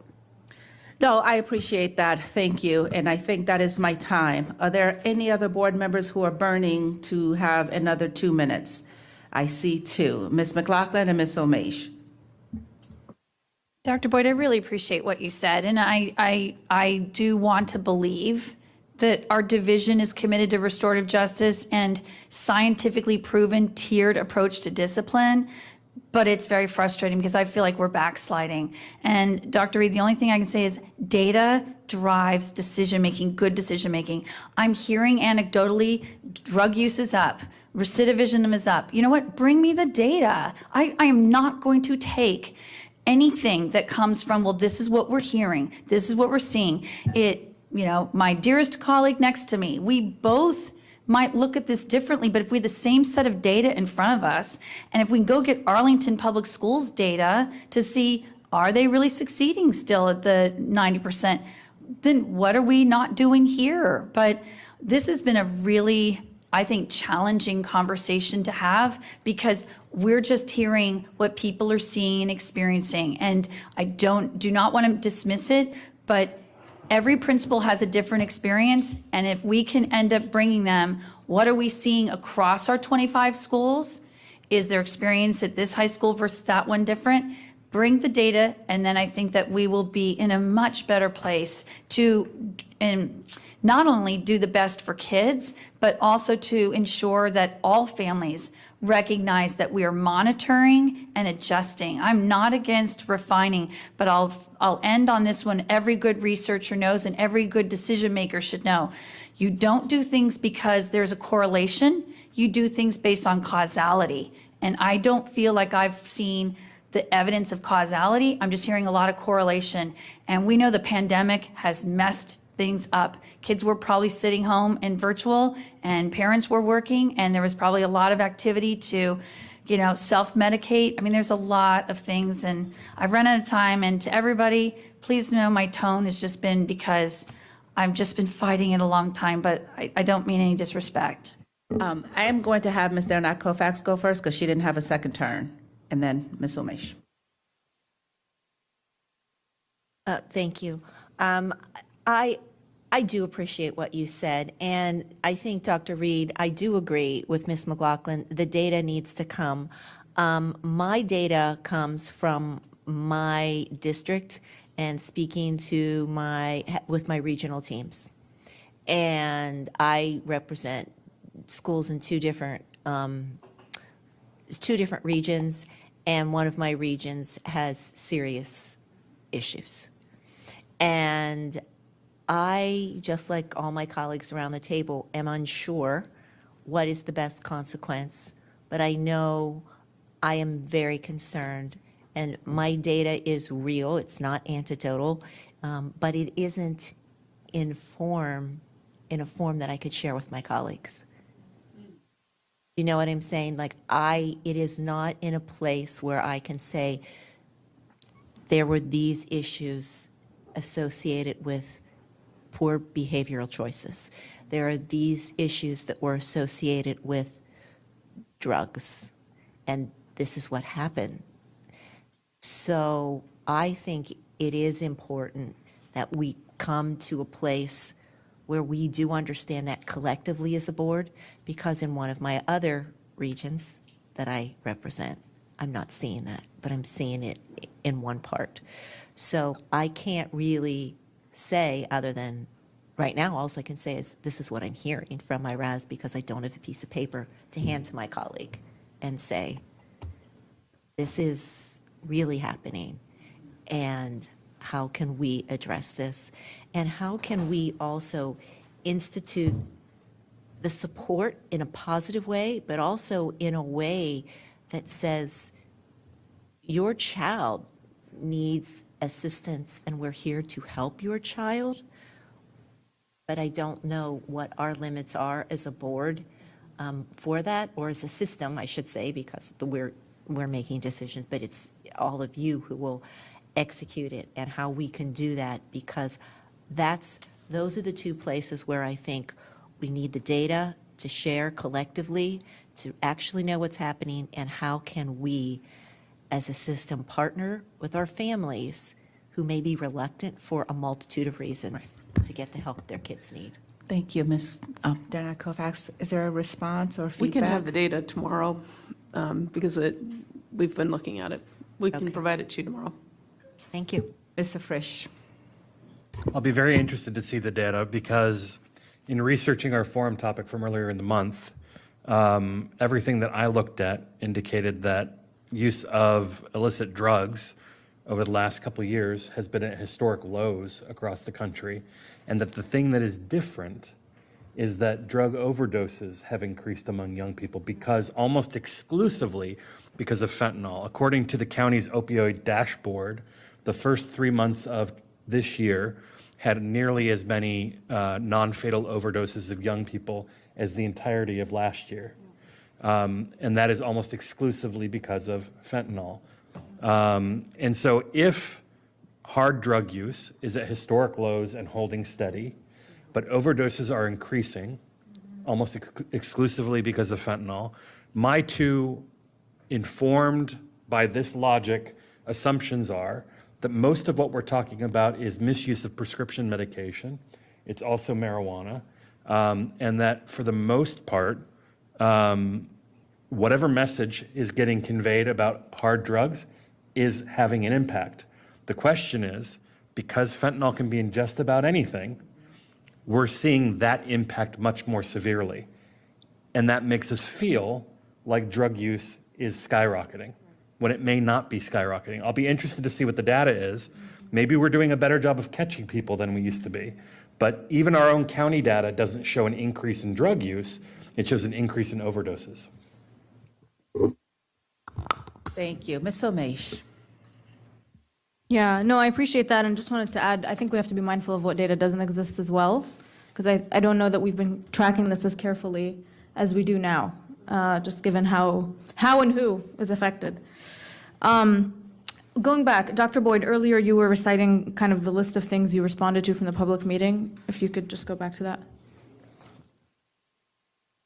Go back to that page.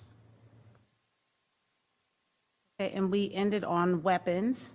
The next item that was brought up, and again, please forgive me for not knowing which board member suggested this, was a request to consider having the parent notification requirement prior to questioning that's in place for students with intellectual and developmental disabilities to be applied to all students.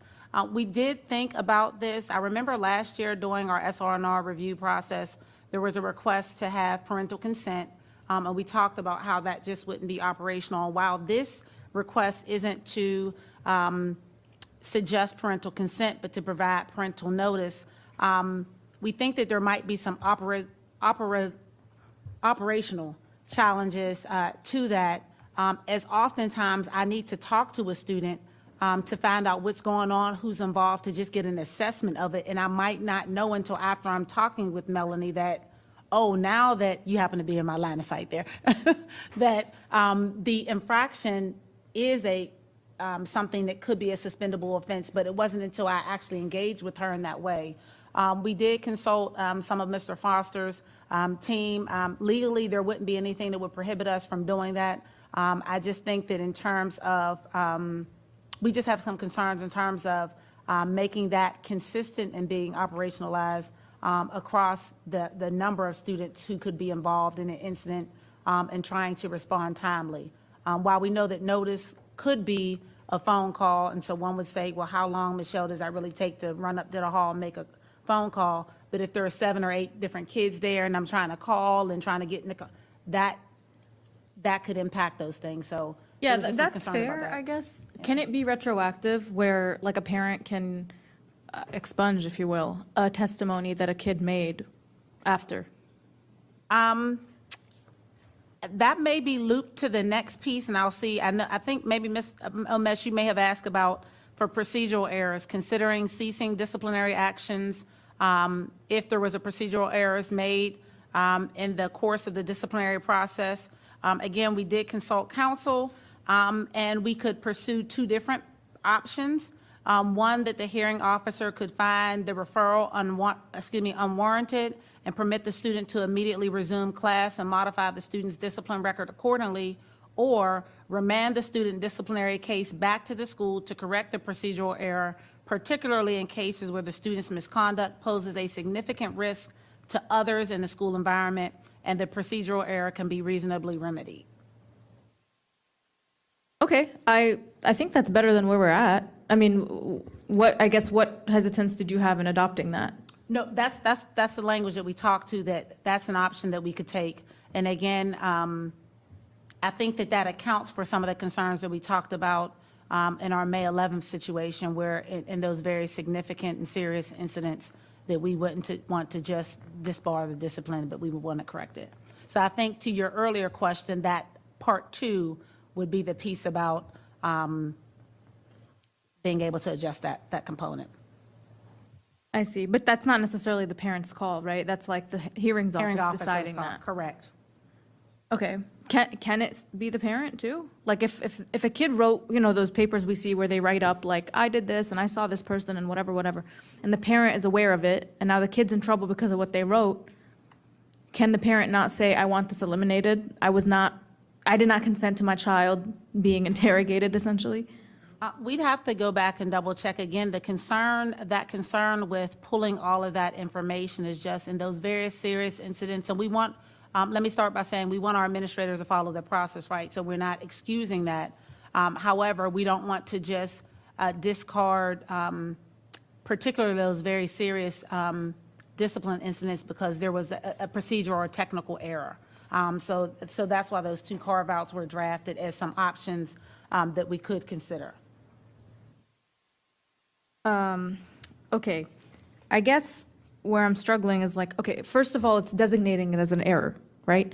If a parent did not consent to their child testifying, that should be considered an error, but right now it's not. So if it goes to the hearings office and the hearings office gets to look at the procedural errors and say, okay, we're not taking this case because there wasn't due process or whatever, that's not even going to be an issue because we don't consider it an error, right? Correct.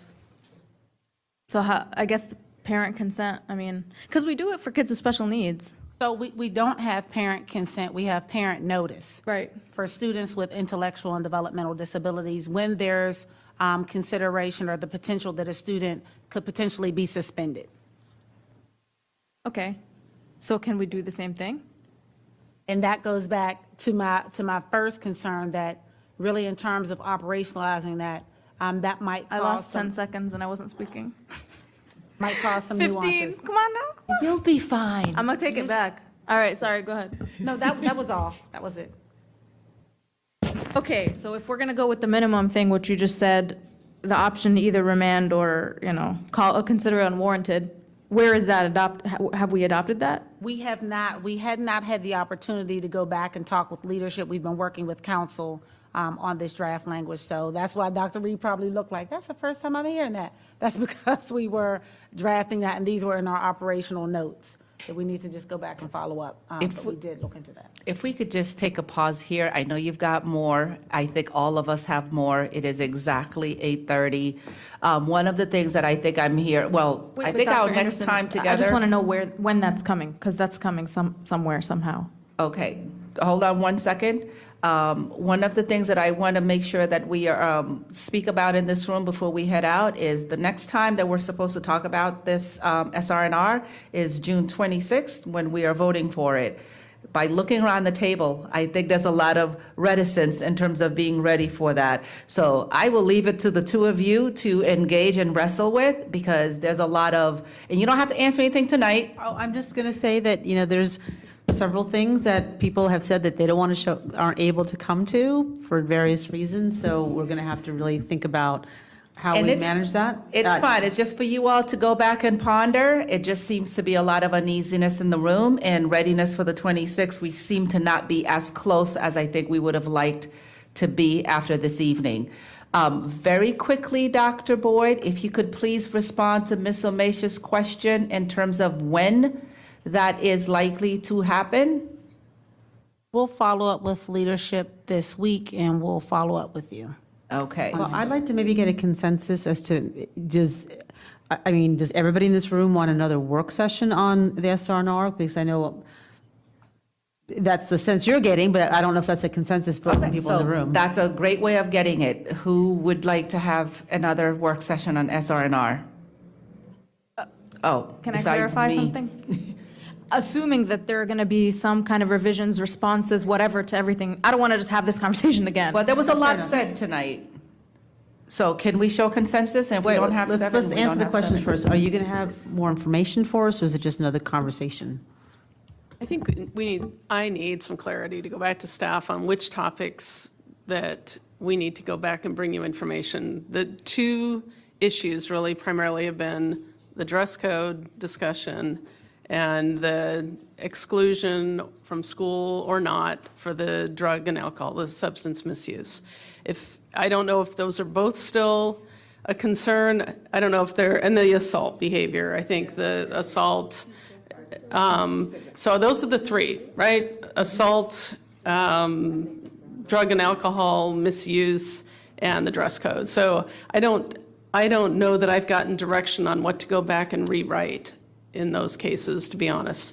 So I would like a little summary maybe from you all as kind of what you want me to take back to staff to work as a rewrite that would. I don't know if there's. Can we do this in next steps? Is it okay if we do this? Because I didn't hear anything I said reflected.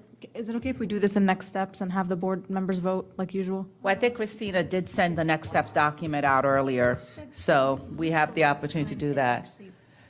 We've long since strayed away from using next steps, but there's no reason why we cannot use it. And I think having some time to kind of pull back and think, to really articulate what we'd like for the superintendent to have staff reflect on may not be a bad idea. As the other meeting manager, I'd like to propose something different. I don't find that our next steps work because it's when people enter it, when people saw it got entered, when they vote on it, if they vote at all. And then you have to get the 7, you have to hope 7 participated. I would rather, from what Dr. Reed said, is that Dr. Anderson and I, as the meeting managers, just say, raise your hand if you'd like Dr. Reed to go get the data and bring back any recommendations that Dr. Reed, what we're looking for from you operationally is take the Arlington Public Schools recidivism rates. Your staff was going to recommend this. Now you went and got some data from our school division. You got data from their school division. Do you stand by what you guys are recommending as of today? Or are you going to bring something back and say otherwise? But I think we have to come back together to see that. So, yes, Mr. Fish.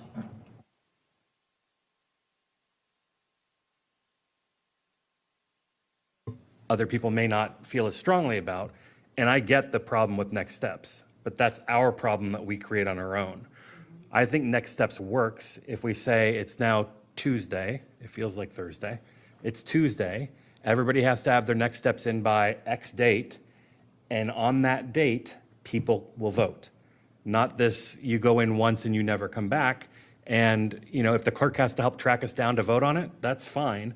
But that's the most efficient way of capturing everybody's intention here, and not just one individual or another. And I certainly wasn't presenting like, okay, vote on mine and then we're done. All right, folks, because I'm hoping we don't sit around here for the next 20 minutes to talk about what our next steps are going to be.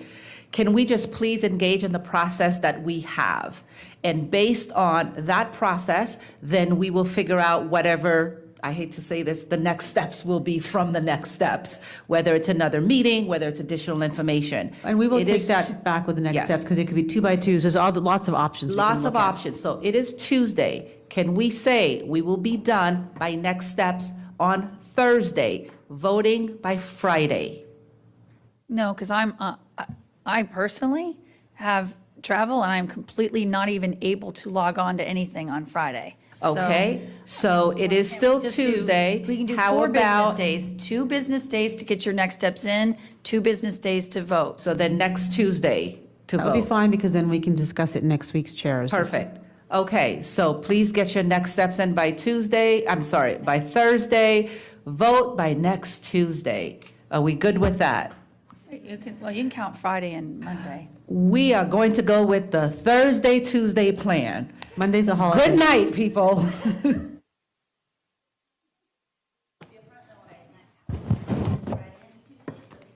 Remember Thursday. I will send it back up, but I He don't. said Friday. Okay, we will go to Thursday, Friday, Tuesday. Tuesday plan. Thursday, Tuesday, the TNT.